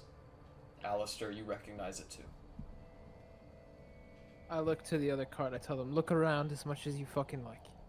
I'll be here. I stand outside the cart. Alistair's gonna take his hat off and hold it over his heart for a moment as a sign of respect and mournfulness, and then put it back on his head. Two of the men walk off. They walk towards the ship, at which point James stops in his feet and turns back around. Say, I know you've made your end of the bargain and all, but you wouldn't mind taking a look around with me, would you?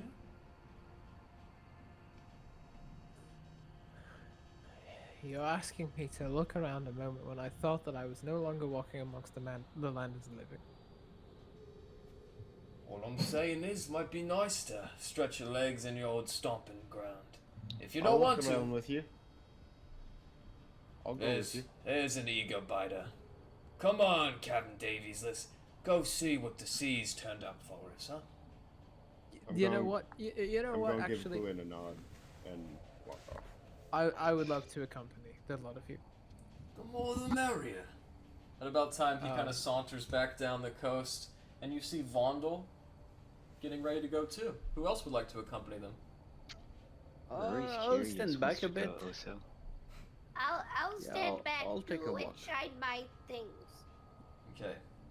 As you guys get there, you see immediately two things. One, the ship, though scuttled in the water, Glen, looks like it landed on the surface. The ice has grown substantially since your last time here, Glen. You can Okay. walk straight out onto the frozen sea and board the ship. The other thing you notice is that massive explosion that ripped it apart. You see its exit wound. On the other side, the starboard side of the ship, there's a massive hole exposing all three decks. All three floors. Okay. Okay. So you guys, I'm not directing this journey. I am following. so you guys draw near. One of the men stops and begins vomiting. Ugh. Wait, what's wrong, Carl? Look at the top. You guys can see what looks like a half decomposed sailor, skeletal on the top with bits of frozen flesh. His dead and decaying body is beyond any sign of recognition, and the three of them head in. As the three of them go into the bottommost deck, who would like to accompany them? I'll go Me, with him. I'll go I'm with them fo- also. I'm following at a distance. Yes, same. Sorry. To restate, I apologize. They went onto the top deck as it's Top listing on deck. its side. My bad. As they get onto the top deck, they look around. I still follow. As they look around. Oh, you're right. It's not much here. Aside from this shitty compass thing. One of them takes the compass, which is tied to a lanyard on top of the ship's wheel, throws it on the ground. Alistair and Glen, you know that this is the compass of your old captain. I'm gonna pick it up. As you pick up Yellowbeard's compass, you've never really looked at it before, but you see that it's really just a big piece of clear yellow amber glass cut into a hexagon. As it's tied neatly with the lanyard, you're not sure how to use it. Go ahead and roll me an Arcana check. Alright, well, we're going to the next deck. Hopefully we find more there. And they go down the staircase into the second follow. most deck. As you do so, they check all the rooms, all of which are clear. That is except for one. As they go into the room now, the stench emanates from everywhere. Who else is accompanying Glen and the sailors? I'm going down. Yeah, I'm seeing they're taking a walk around. I'll start ritual casting detect magic. Just so I'll be for 10 minutes. I'll be preparing that ritually. Okay? So We're by gonna that say time, We're gonna say Yeah. that your 10 minutes elapses as soon as they're done checking this floor. So that's about to trigger. As they go into this one crew quarters, you guys see remnants of feces, urine, and overturned chamber pots. And in the corner of the room are two partially eaten corpses. One of the men got a bit snackish. One of the men begins crying as he buckles down to his knees. He brings up a small necklace worn by one of the boys. Oh, Anders, you promised me you'd come home. Now then, Carl, there's nothing we can do for him now. We just gotta keep looking for Egelin is all.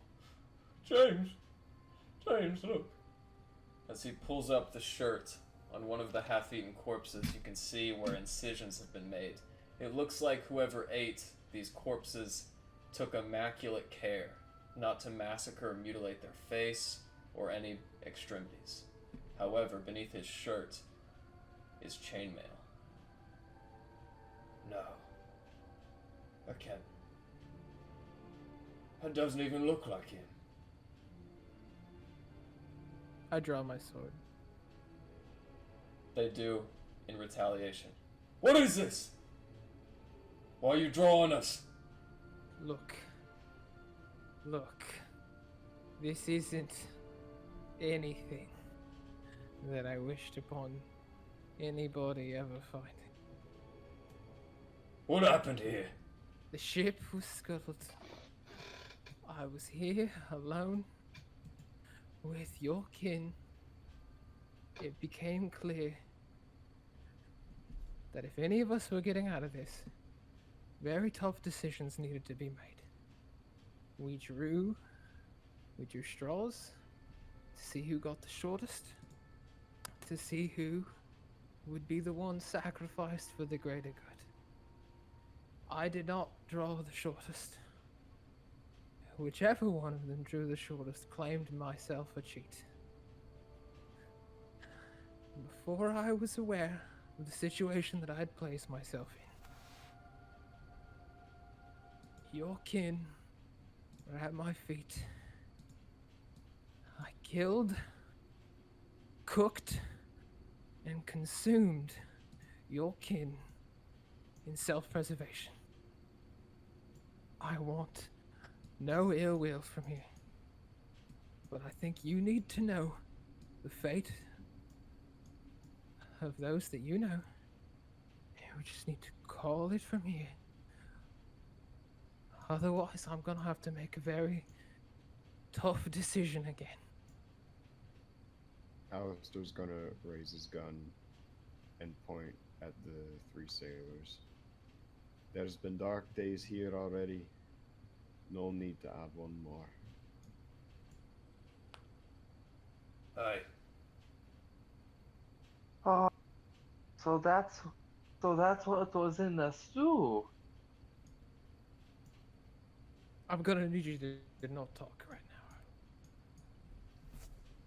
now. At least not in that front. I'm so sorry, you're a good friend.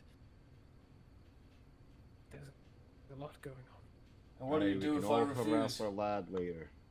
Erlon just has no idea like the social cues, and so like he's just trying to make conversation. He's like, "What's going on? Why is everybody so quiet?"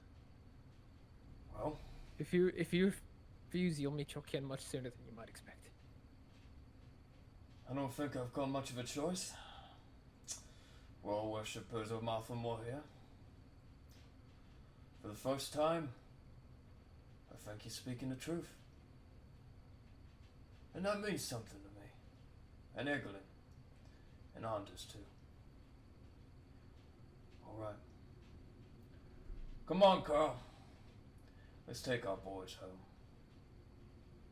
As they take the bodies out and they walk upon the top deck they walk upon the stairs as they begin to leave.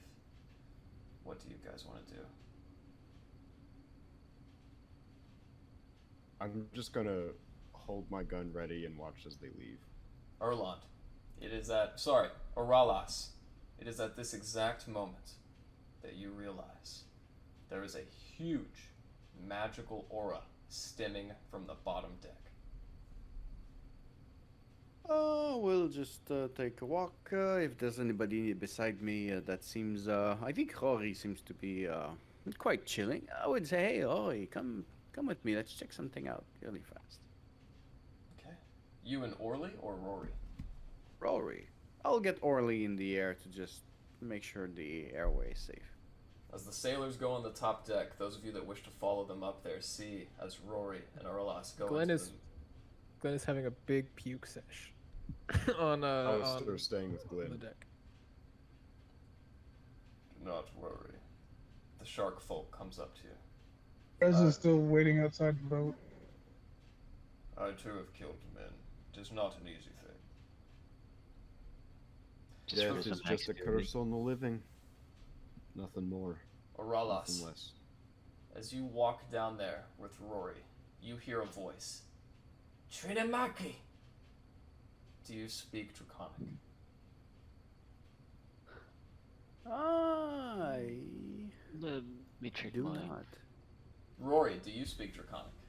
I'm checking on it. Larry, you do speak Draconic if you would like to accompany them. I do. I would. As If you... somebody would like to call upon me. Sure. Oh, we shall. Okay, so Oralas brings you with him. As the three of you go and you enter this massive blast hole in the side of the ship, Larry, you see across the room a bunch of sleeping, white, frosted kobolds. As they look up at you, get away! Get out of here! Why? She's almost back. You have to leave now! Hello? You gotta Who go. are you? There's no time. She's Are you- almost... Wait, is that? And as you look forward, Larry, unfortunately, you do realize that these kobolds have white scales and not red ones. Listen, True. whoever you are, you gotta get out of here right now! Why? What's the matter? What's going on? Aralas, Larry, and Rory, since you guys are in the bottom deck, you guys can roll me an investigation check or a perception check. It's up to you.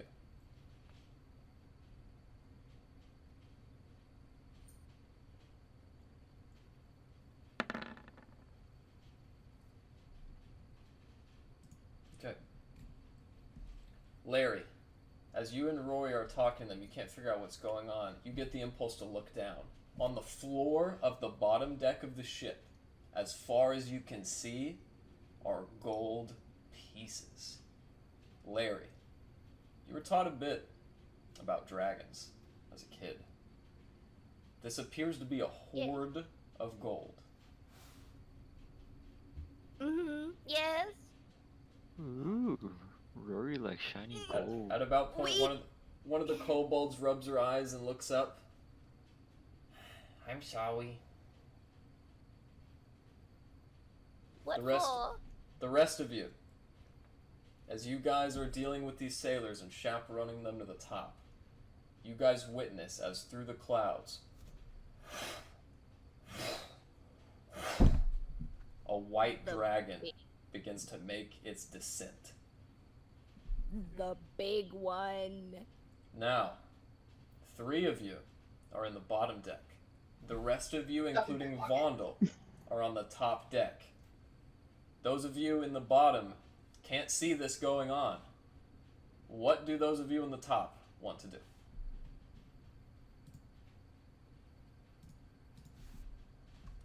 Specified that Rez went like into the ship with everyone.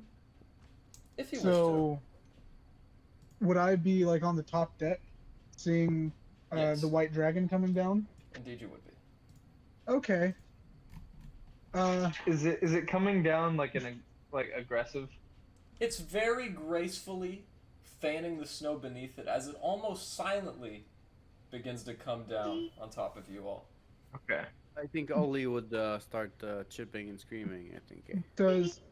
Can I make a perception check or something to see if it looks like it's coming at us aggressively, like it's coming in for an attack, or if it's You would have no just way. coming you to would- land. Unfortunately, you would have no way of knowing. It looks passive, but it is also a dragon. Yeah. Okay. Okay. Uh-oh. That would be the wrong I'm just screen. gonna yell. I'm gonna run down to the stairs and yell to everyone down there and say, hey guys, there's a dragon coming. Stuff your pockets. Okay. Okay then. Yeah. Alright, As you- Glen, pull yourself together. Ah! I like brush myself off, do the whole little. This is Larry's biggest weakness. Oh. I cannot stress this enough. At about that point, the bandits or the sailors on the top say, "All right, boys, ready yourselves. This one's Vagelin." Ah! And as he leers up with a crossbow to fire at the dragon, I need everybody to go ahead and roll me initiative. I'm gonna get your tokens out too. Do not worry. So, Erland, up here. Oh, there you are. I did not send that to my token. That's okay. I rolled a 14. Just do it again, and I'll enter it in manually. Okay, got it. Larry, we got you. Rory, you are down there with Larry at the moment. You are at full health, by the way, Rory, and all of your spell Okay. slots are returned. Rez up top with Erland. There you are. I will say that at the moment I can't see anything.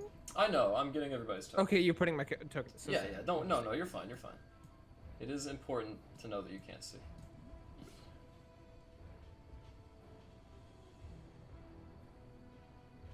Okay. Ralas, you were in the bottom deck. Capiche? Damn it. 14 Yes. still. Ignore the Okay. 20. It's a 14. Let's see here. Oh, we're rolling initiative. Yep. Sure. My bad, my bad. It's all good. Huh. This is not very good.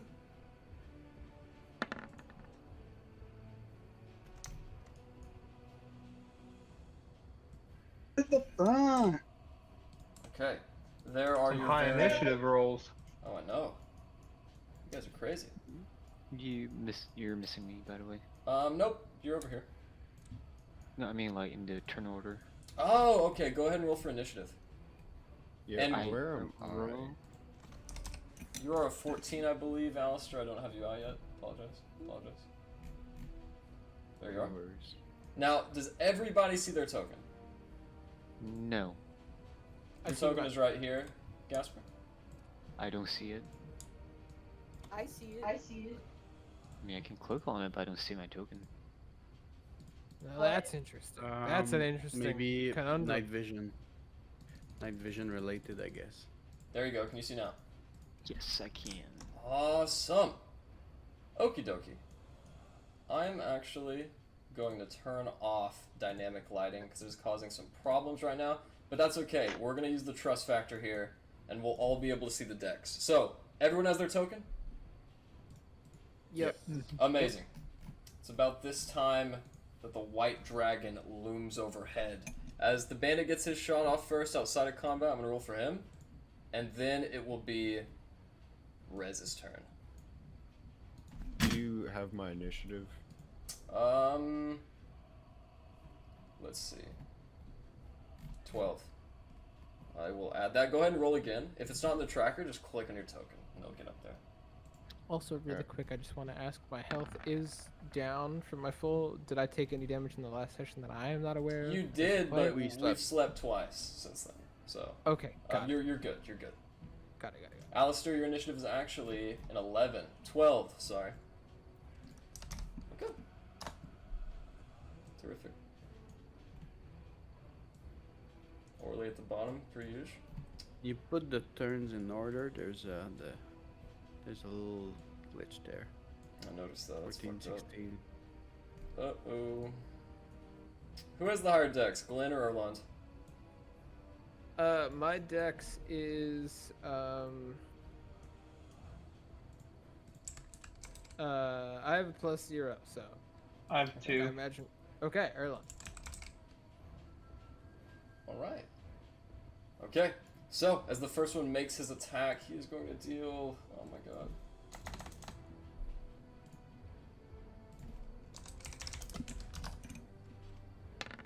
Four damage. Alright, terrific. At the end of his turn, like I said, is Rez. Rez, what do you want to do?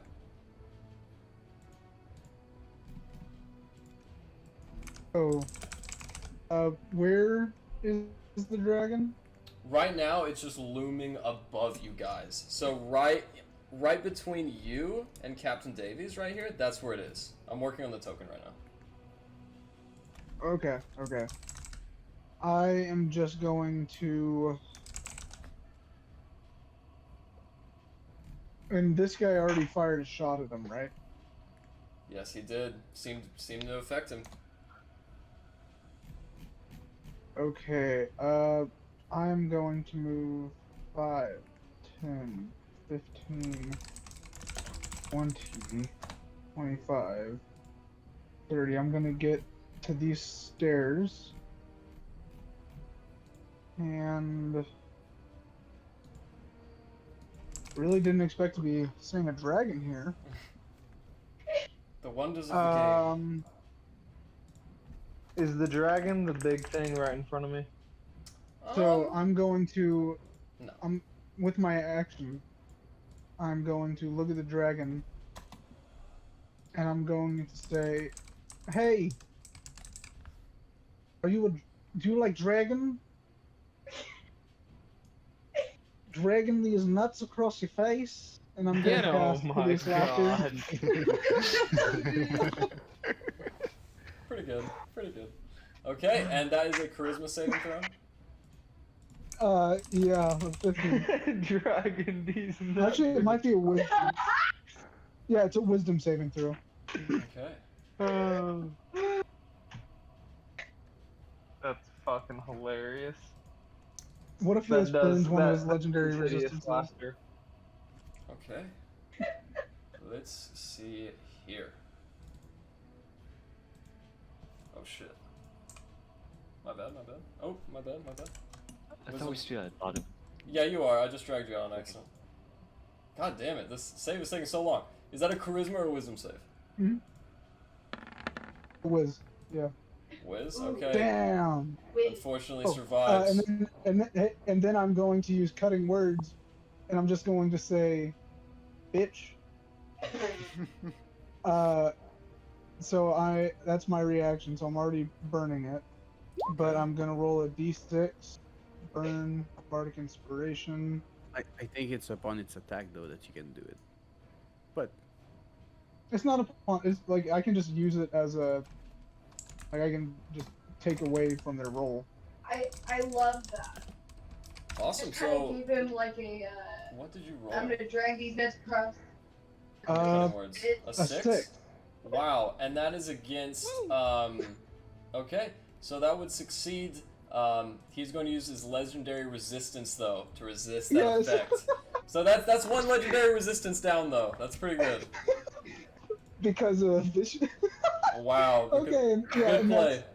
Well played, And sir. that's gonna be my turn. Where's the token thing? It's Yeah, Larry's turn okay. now. Larry, as you hear this raucous going on above, you're not sure what's going on, but you're not worried because you're frantically shoving gold pieces in your pockets, aren't you? I can't hear you anymore. What did you say? Oh, you can't hear what's going on above you? There is a hole through the ship that goes all the way through every floor. You can't see the dragon from there, but you did just hear Rez make a very dragon-like pun. So, do you want to fight the dragon, or do you want to steal some gold? I think I will use my action to... I see that Aurelius is very engaged and that he is next. Very true.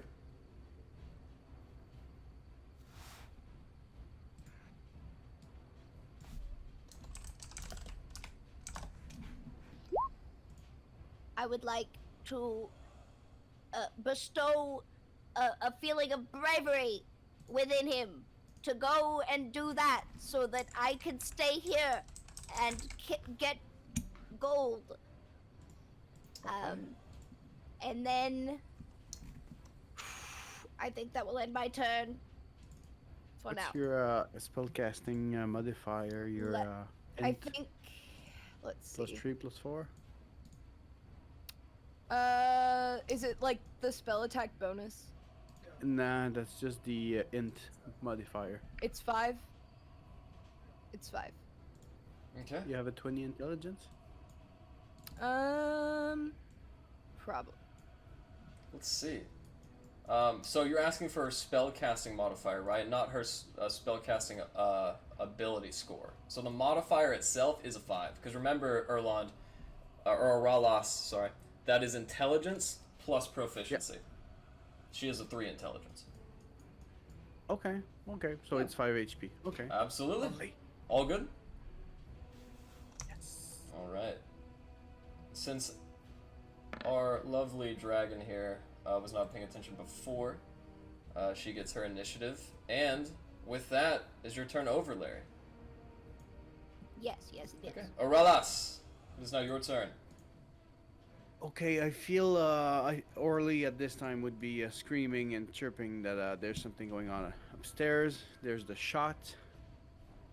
I will start my bonus action as my blade song for a minute to speed myself up, increase my agility and so forth, and I want to dive to find the magical item that's so compelling to me. Alright. From my detect magic. So, are you going to dive into the gold like Scrooge McDuck? Scrooge McDuck? Well, I was thinking a baseball slide a bit more, or a overhead just plowing with my hands. Okay. My gold. I don't care about the gold. I want to find a magic item and then run for what's happening. Alright, go ahead and make me an investigation check. Or an arcana check, it's up to you.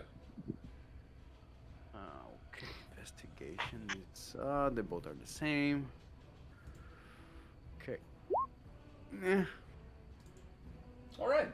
As you look through, you cannot find it, you cannot find it. You spend so long trying to find it, and then you dig your hand in deep and unearth a giant purple sphere, glowing and illuminating light. I love it. Okay, so I took 2 steps to get in there. Let's say 3.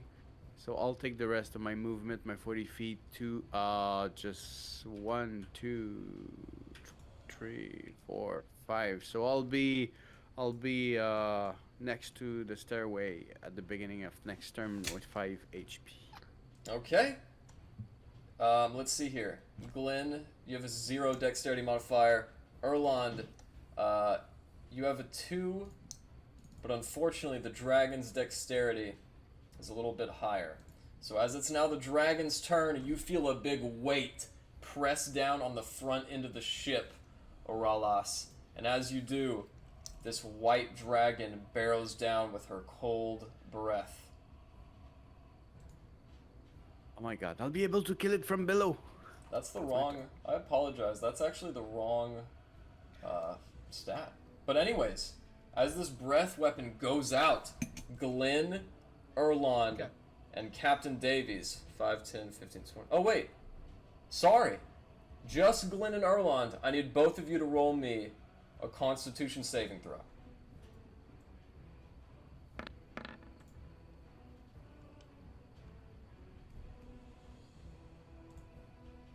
Okay.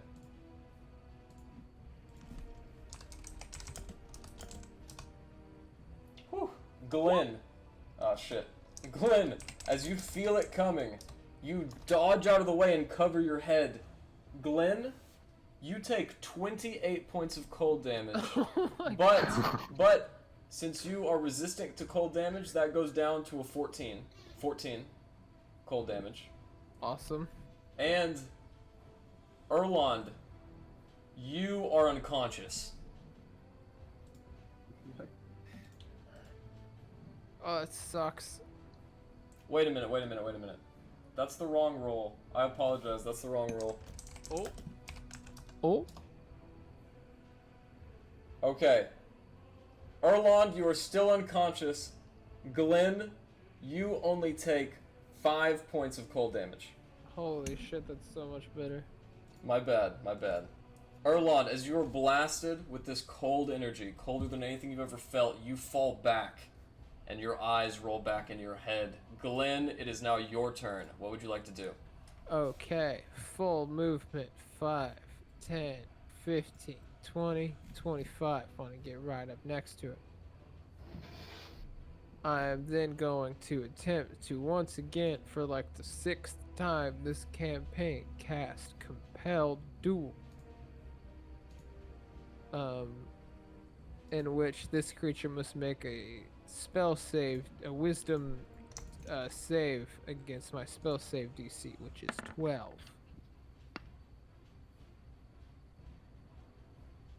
That would be a success. That's so good. God damn it. He rolled a 12. Bastard. Okay, well then that matters not.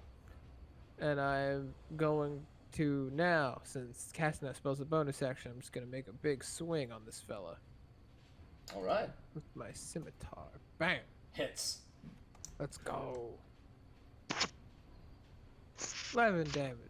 Not bad. As that sinks into her skin, she looks Bitch. down at the gash in her arm and looks up at you. And says These to you, nuts. in common, she says, I accept your duel. I'm scared. I didn't think this was. Is that in your turn? You gotta kill it. That's my whole turn. That's everything I have. That's my full movement. That's action and The bonus best- action.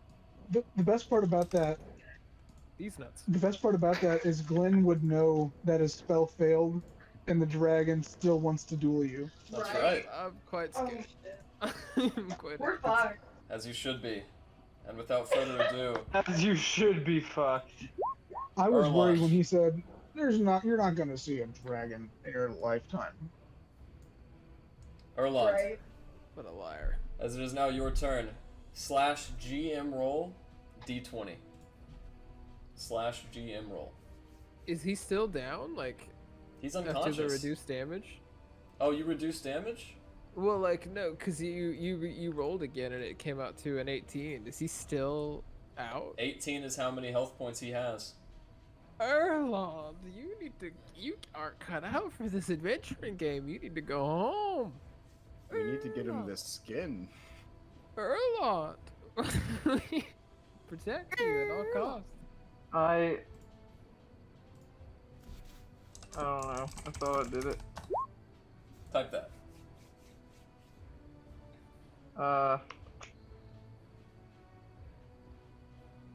No worries. You have the floor. You take as much time as you need.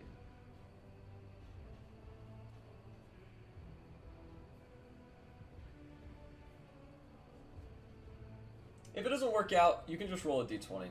We will trust you. I just did it. You did? Did you guys see his roll? I didn't I see did it. not. I don't either. Nope. Oh, that's an extra secret roll. You get to I decide. mean, what it was. literally says Erlon 2GM rolling D20, and then the number that I rolled. Let me see about that. We're gonna move on just for now until I can figure out what's going on behind the scenes. For now, Rory, what would you like to do? I would like to use the blanket in my backpack to like scoop some gold until like I cannot wrap it up. Oh, Rory, you're a piece of shit. You don't even know. It's your whole turn? Is that your whole turn? Well, how long is it gonna take for me to wrap up this gold? It's gonna take an Like action. at least, yeah, that's gonna be an action. So my Get some bonus help. action. Alright, Get in here. Larry, as he helps you with the gold, I'm gonna say out of the pool, and I need to do some quick math here, you get 65 gold pieces in time. Hell yes. Wait, the both of us or like Just him. individual? Just him on this turn. Okay, okay. What else do you want to do, Rory? Then I'm gonna summon the spirit weapon. Alright, you're gonna summon your spirit weapon? Mm-hmm. Okay, The spiritual weapon. go ahead and cast that spell.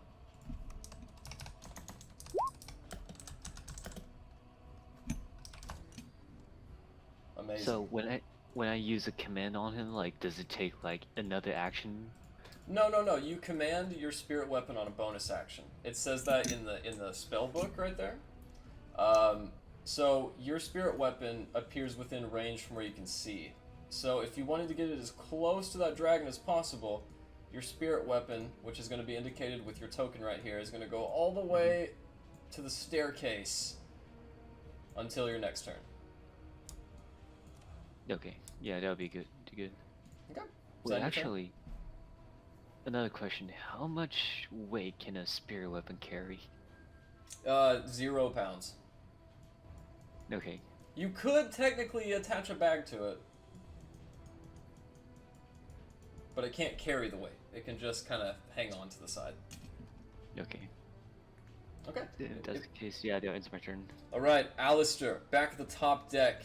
You and all of the other sailors at your back. What do you want to do? Alrighty.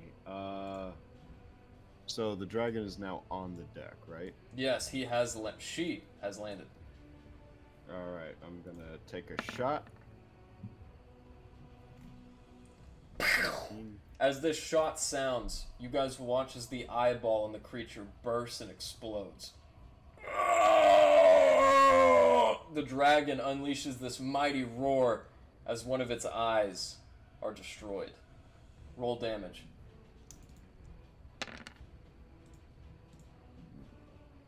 Okay. Whew.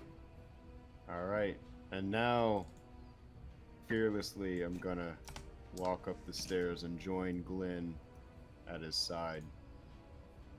And now, I'm going to use my bonus action to Eldritch Cannon Flamethrower this dragon in the face. Woo. Is that a dexterity save? 14. Dex. Well, today this dragon's not feeling very good because she failed. Let's go. As this damage Let's is, fucking go. you watch as the fire ripples up her body and her snowy skin begins to quiver and boil.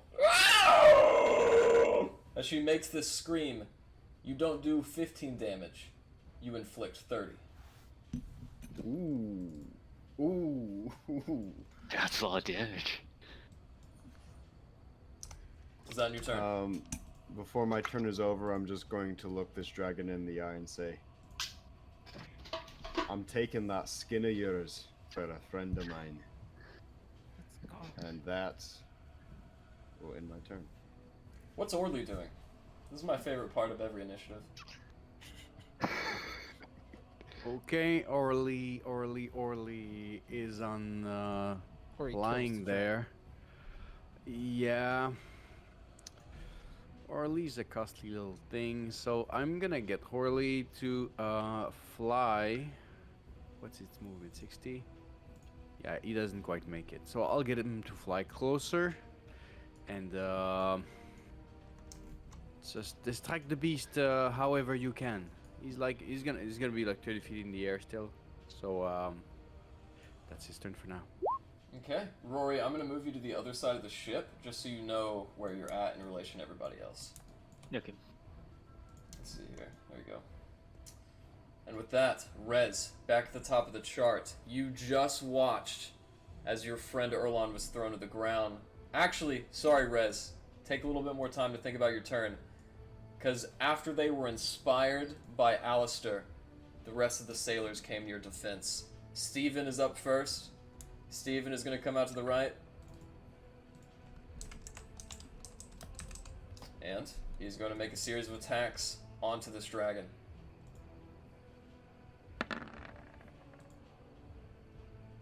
Alright, both of those hit. Damage not working. Whew. Alright. The shark guy, as he runs up behind, he immediately inflicts 9 damage onto the dragon as he sinks both of his sabers in. Dragon looks unfazed, and the other sailors are going to follow suit. As they wrap around the side, Rez, what do you want to do?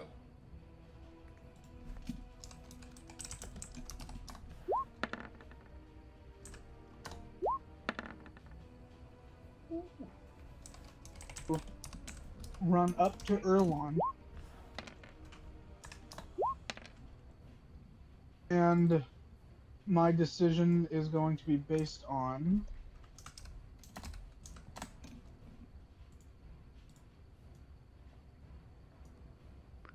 Okay, so I'm going to look at Erlon. I'm gonna. Oh, say that. And cast Cure Wounds on him. So he gets 9 hit points back. Alright. That's on Erland, you said. Yeah, on Erlon. Okay, Erland. As life fills your lungs again, you look up to see the warm embrace of Rez. And then I'm going to use my bonus action. Send a Bardic Inspiration. Just saying, Erlon! Da-da-da-da-da-da-da, Erlon! Da-da-da-da-da, you got this! You're gonna kill a dragon and wear its skin! Oh, that was ritual casting. Get an inspiration. Alright, as you are bestowed with, and remember Erland, you have your DM's inspiration now, and the Bardic inspiration. Does that end your turn, Rez? And I'm going to. Okay, if I was here, 5, 10, 15. Yep, just gonna go right back to where I was. And I want to click the button, and that'll be it. Larry, at the beginning of your turn, you see all the kobolds. Get out of here! She's gonna eat all of yous! Are you like her baby? Yeah. What, do you not like her mother? No, she's pretty cool. She feeds us and stuff. Oh, Yeah.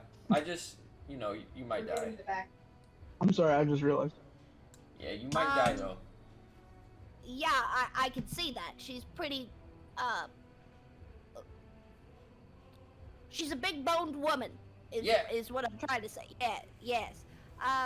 So, do you think I can make it to the top of the ship in like one turn? Like how many steps is it from bottom to up? I don't know. But, Alex, I will tell you that if you use 30 feet of movement, you can get to the top deck. If you run 10 feet up the stairs, 10 feet, and an additional 10 feet, you can end up right in front of the dragon if that's what you want. Spits me out right there. That's pretty scary. So I can either do that or stuff my pocket. Okay, let's say theoretically I was able to get out of here. Would this dragon hunt me down until the day I die? Would all dragons hunt me down until the day I die for stealing dragon gold? Not necessarily. You do know, Larry, that the white dragon is more animalistic than the other dragons, but it's not gonna make her any happier. Yes.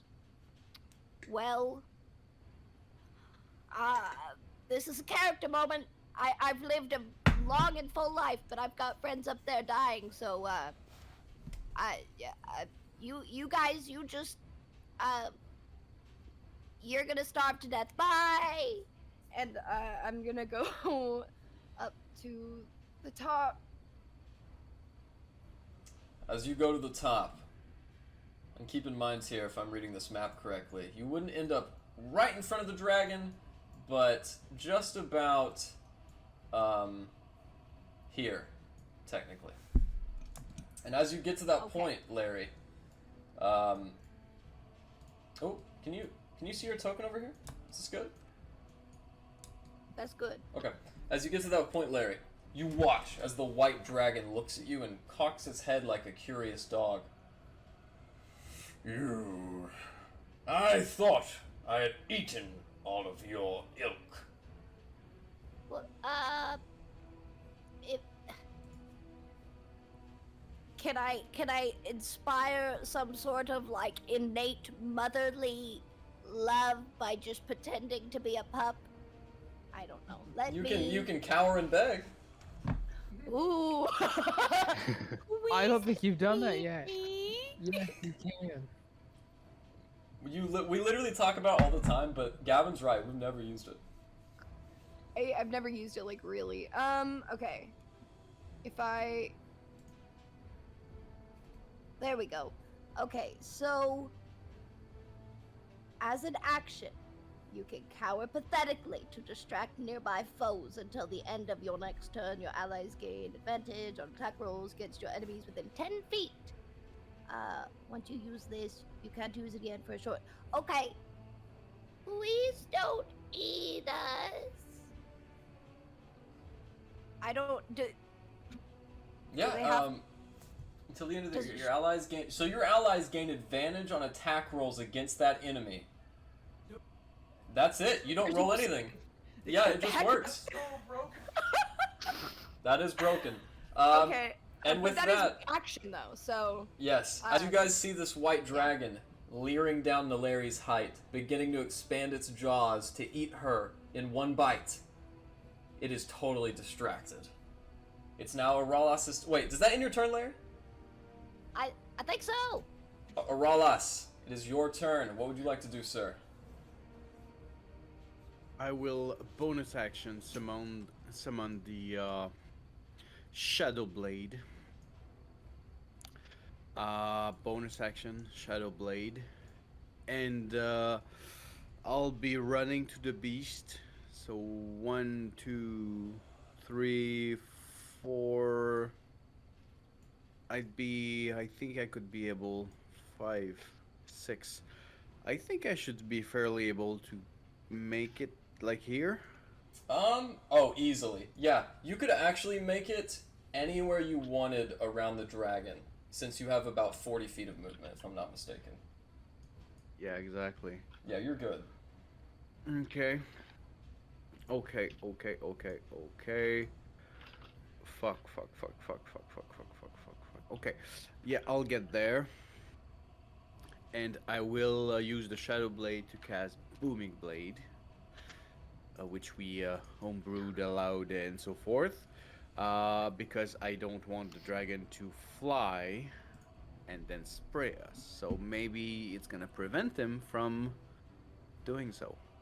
So, action is gonna be an attack of the Shadow Blade with Elven accuracy. So 3. Oh, it's a crit. Nice, and you have a double advantage. Well, you actually have a quintuple Well, advantage still because of Cower and Beg. So it would be 17 psychic damage. Well, remember, since it's a natural 20, it would actually be... Oh, It would actually be 25. This build is starting to work. Okay, and that's all I can do for now. Yeah, that's all I got. As it takes a massive blow in its side, it shrugs it off as its head goes right for Larry.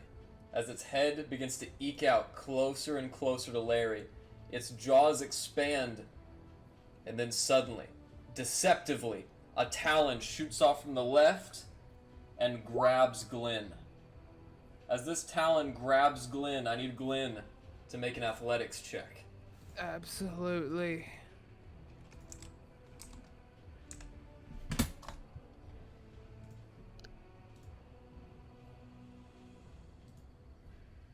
Alright. How's a 15 do for you? 15's pretty good. Ooh. But it- not good enough. But unfortunately, a 25 does barely win. That does beat me. As it wraps its claws around you, you guys all look as the dragon takes an aerodynamic stance, looking straight up. As it pushes itself up off the ground, flying into the air. Everybody, except Glen, gets an opportunity attack, unless your name is Erland, Rez, or Rory. You guys are just not close enough. That hits, Aralas. Beautiful. Plus, it's gonna take the Booming Blade damage if he moves. Correct? If he moves? Yes, Hammer! Yeah, he's moving. He's flying. Yes. Okay, so he's gonna take 3 thunder damage as well. As you feel the carrying dragon sway side to side. Its grip is still firm. Alistair, you unfortunately miss. Larry. Alistair's hits, right, though, because they're at advantage because of Oh, my. that's thing? right. Alistair, Oh, fuck. everybody hits. Everybody who just rolled, go ahead and roll for damage. Nice. With gunshots and projectiles, you feel your body leaving Glen. That is until the sailors help him out! And they also begin their attacks. That's a miss at advantage, miss. Unfortunately, they all missed, except Steven, who lingers off a harpoon. As Steven, the lycanthrope, loosens a harpoon, it goes straight into the back quarters. And the dragon takes a total of 6 piercing damage as it gets away. But gets away, it most certainly does. Nevertheless, as it gets away, which it certainly does, it takes all of this damage. And for a moment, you guys are left alone in the darkness. Where is it? You see anything? Stay on guard. Can I ask a question? What's the dragon's speed normally, more or less, flying speed? 80. Also, am I still gripped in it? Yes. And last question: does he have a rider on top of him, or that's just the token? He did indeed. You guys did notice he had a rider. Real quick. We did notice, or we did not? You did. I just have the question: is my condition grappled? Not anymore. Is that what I'm considered? No. Because at the moment, you are currently on your way back down. Oh, I'm falling. Glen, as you fall, plummeting straight to the earth, Well, and you hit the bottom of the ship. You guys watch as plank boards and splinters fly in all direction. Wait. Reaction, feather fall. Can I do that? Wait, yeah. Oh. So he's gonna be a little snowflake instead. Glen, as you are caught in midair, your best friend, raucous, just saved you from 44 falling damage. Oh my god. I'd have been In a out, sore bro. butt. I'm sorry, that's actually wrong. Shouldn't it be D10? Either way, You're no longer a dwarf. You're now a halfling. as your body Regardless, I would have been fucked. slowly comes to a gradual decline, you guys are once again left alone atop the ship. Let's get the gold and go. Alright, you guys stay down there, we'll be on lookout. I'm gonna stay up top with my flamethrower ready. And like the moment I see a dragon come down within 15 feet, I'm just letting off flamethrower. Do what Careful you for got. the Brett he does. Alistair, you're staying up there.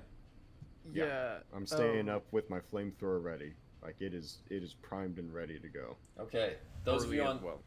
what are the rest of you doing? I wanted to say to Alistair, seeing him get his like flamethrower arm ready, and I just wanted to say like, Alistair, what? As that dragon comes back, shoot some flames down that giant hole, and start burning this place up. With the gold! No, because we're gonna go downstairs and we're gonna start taking all this gold, and then when all the fire comes down and everything catches, we'll get out. When you're clear, I'll burn it all, and I'm going to hand Rez a few bottles of mead that I have, and tell him to just spray this around to help it burn. And I Yeah. call for Ariel. And I'm going to task her with going down there and getting all the gold. Okay, sounds good. Glen, what are you doing? As you gradually fall down to the deck of the ship like Jesus. Once I reach the ground,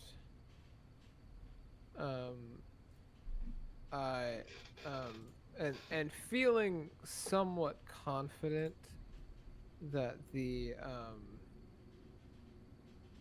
dragon is not going to approach again.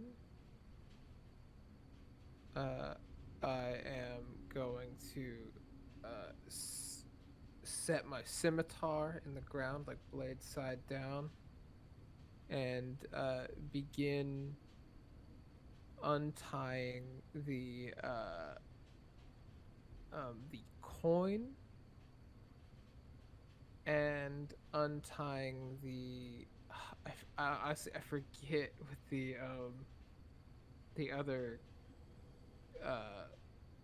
bauble I had in my beard was. I know I had a coin, then in the middle was the hilt of my old sword, and then on the other side there was another bauble. You had your Marthelmore sigil token, which indicates your religious acuity, and the coin is also Marthelmore, and I believe that's your 3 baubles. Okay. Well, I know that the other 2 baubles that weren't the hilt were former items of the 2 men that I was scuttled with. That's right. On one of them, you have the silver doubloon you took from him, Silver doubloon, that's right. Okay. and the other guy, you have a piece of that necklace that his father found.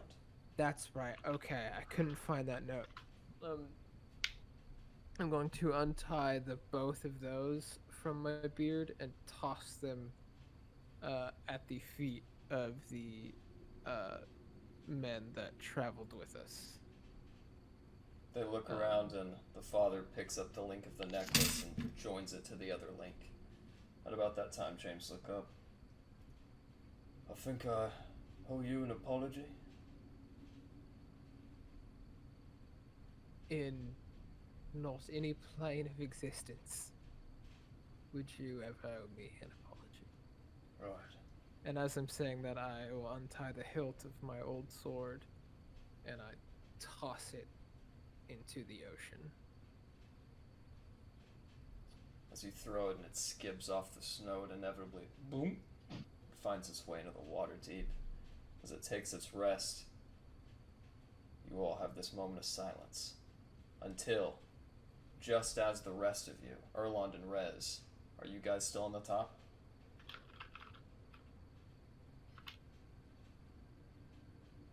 With whoever else is going to loot for gold.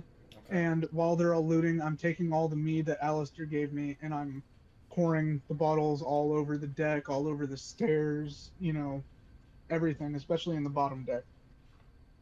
As they talk to you, Glen, you know, when I first met you in Karakonic, I had no idea that... And then you see it, Glen. As the clouds open up behind him, Averturis comes back for one last pass. As she skims over the top, Alistair, your triggered action has begun. Nice. Go ahead and roll your flamethrower. And as that occurs, Averturis opens her mouth, and the sailors are totally oblivious. Alistair, ooh. It's a good roll.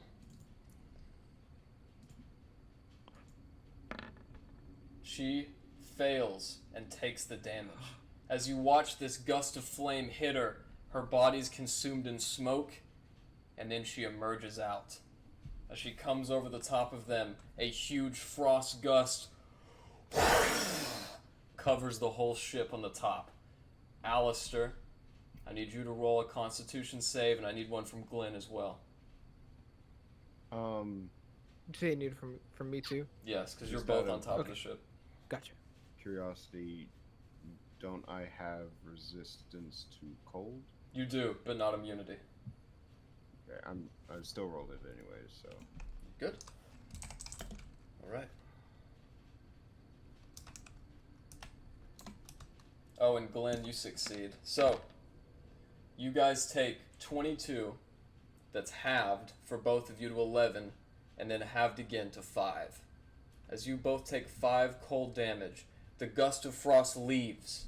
As quickly as she came, Averturis, you can see her back in her ascent, going up into the clouds.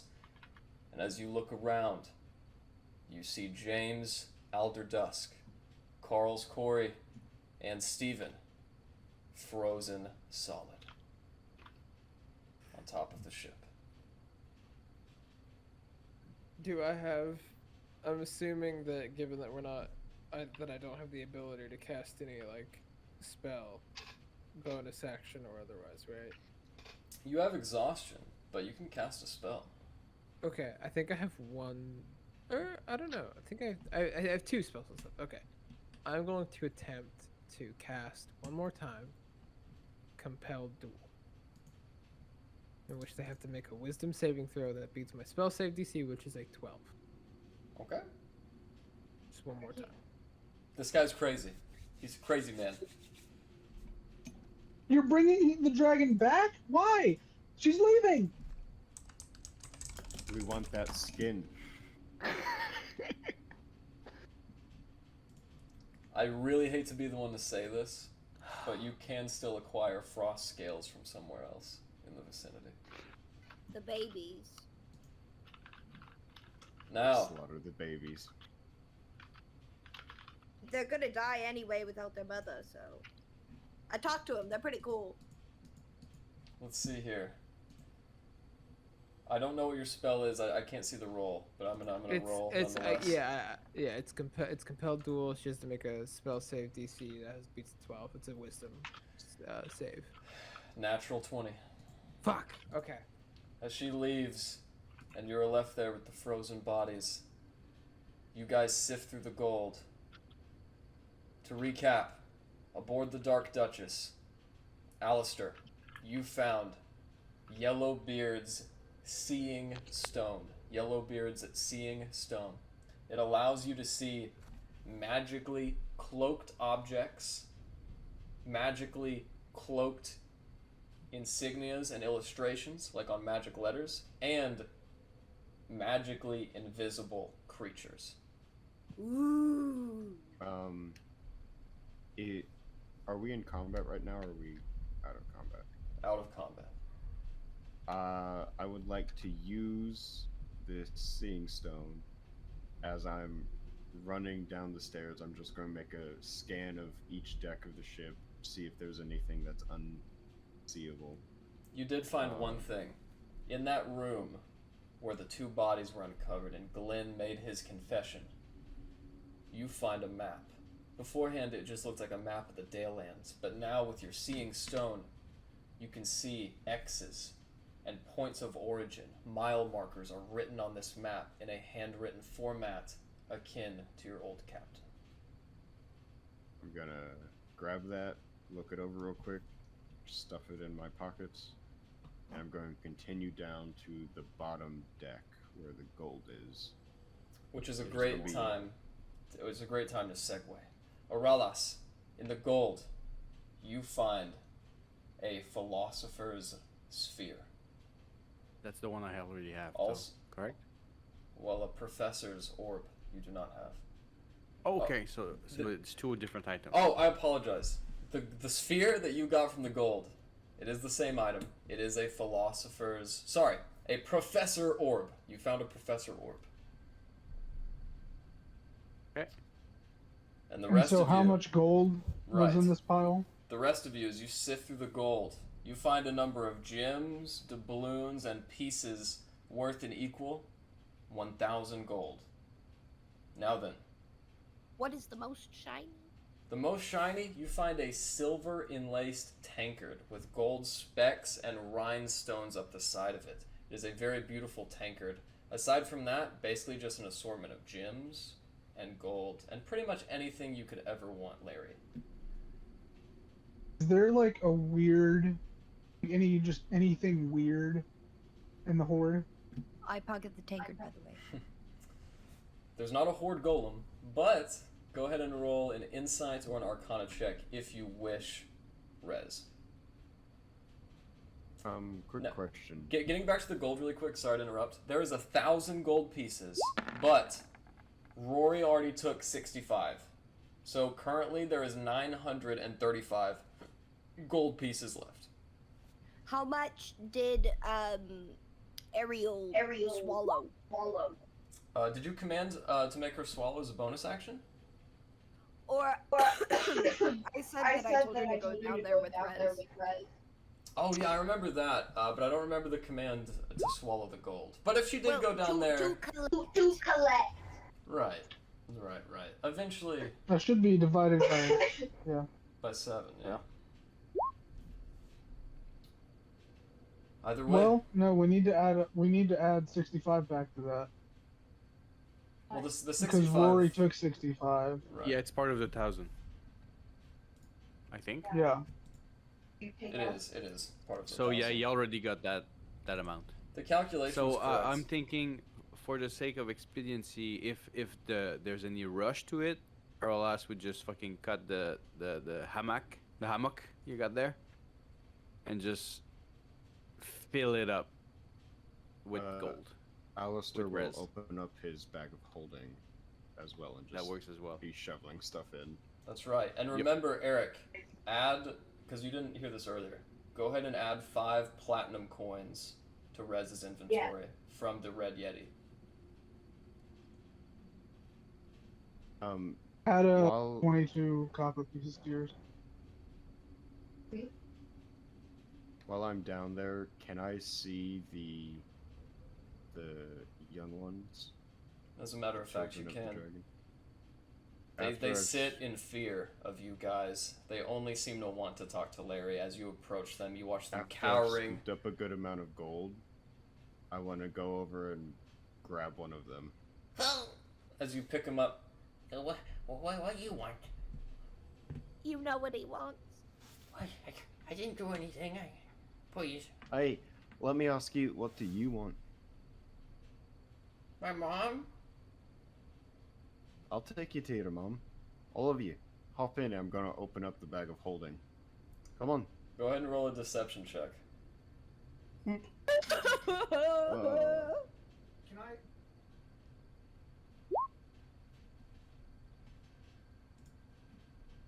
What was that, Eric? It Erland didn't, would it didn't be get picked compelled. up. What did you say? Possible to assist him with this? No, not at the moment. Let me see that roll. What was it? 11? Yeah. Yeah. As they look up, Well, okay. and one of them looks into the bag. Hey, it's really dark in here. The lights come on once you close it. Okay. And one hops in. Just as the last one goes in, Come on, you wee lads. We're I'd going like to to say, your mother. you're gonna die. Bye. Because they gave me the same warning. As they look around, Why would we die? What's going on Nothing. here? No, they're already in there. 2 of them made it through. I'm still holding that one, and I'm gonna throw it in the bag. I said as the last one Oh. goes in. Oh, That's I what see. I see. Okay. So as they go in, unfortunately, the persuasion throw worked, and they're all inside the bag, trapped. Right, I'm closing up the bag, going to turn to everyone. I'm gonna be alright. Everyone needs to get out now, and I'm going to activate my flamethrower and just like have like a little pilot light going on it, just to show that I'm about to burn the whole place down. We walk out like badasses. Oh my god, I feel so dirty about the babies. Once everyone is going up the stairs, I'm gonna set the fire, just start burning everything, and then run out. As you all walk out in unison, Rory, you're reminded of your times back at the tribe, as you're next to what is essentially the biggest bonfire you've seen since leaving home. Erland, as you feel a little queasy about the child abduction, you all inevitably make it out, and in the warmth of the fire you stand. As Vondel comes up next to you. I stand corrected. It seems as though I am often wrong. Orlon is just gonna give him like a slight smile. How was your little one? He's making it. Can we thaw the people that got frozen, or would they be thawed by the flames that? Oh, they're thawing real nice. Okay. I think they're overthawed. Maybe a little. Okay. So they didn't just thaw. They. I'm pretty sure frozen. So they were frozen and then they died and then they were frozen. And now they're going to melt and burn alive. Okay. We're giving them a proper funeral. Oh, Viking funeral. Rory like funerals. Fit for a seafarer. As you guys make it back, you now encounter what is your brand new wagon, pulled by a war horse. It is now without riders, and the tarp on the back is covered with a big skull and crossbones.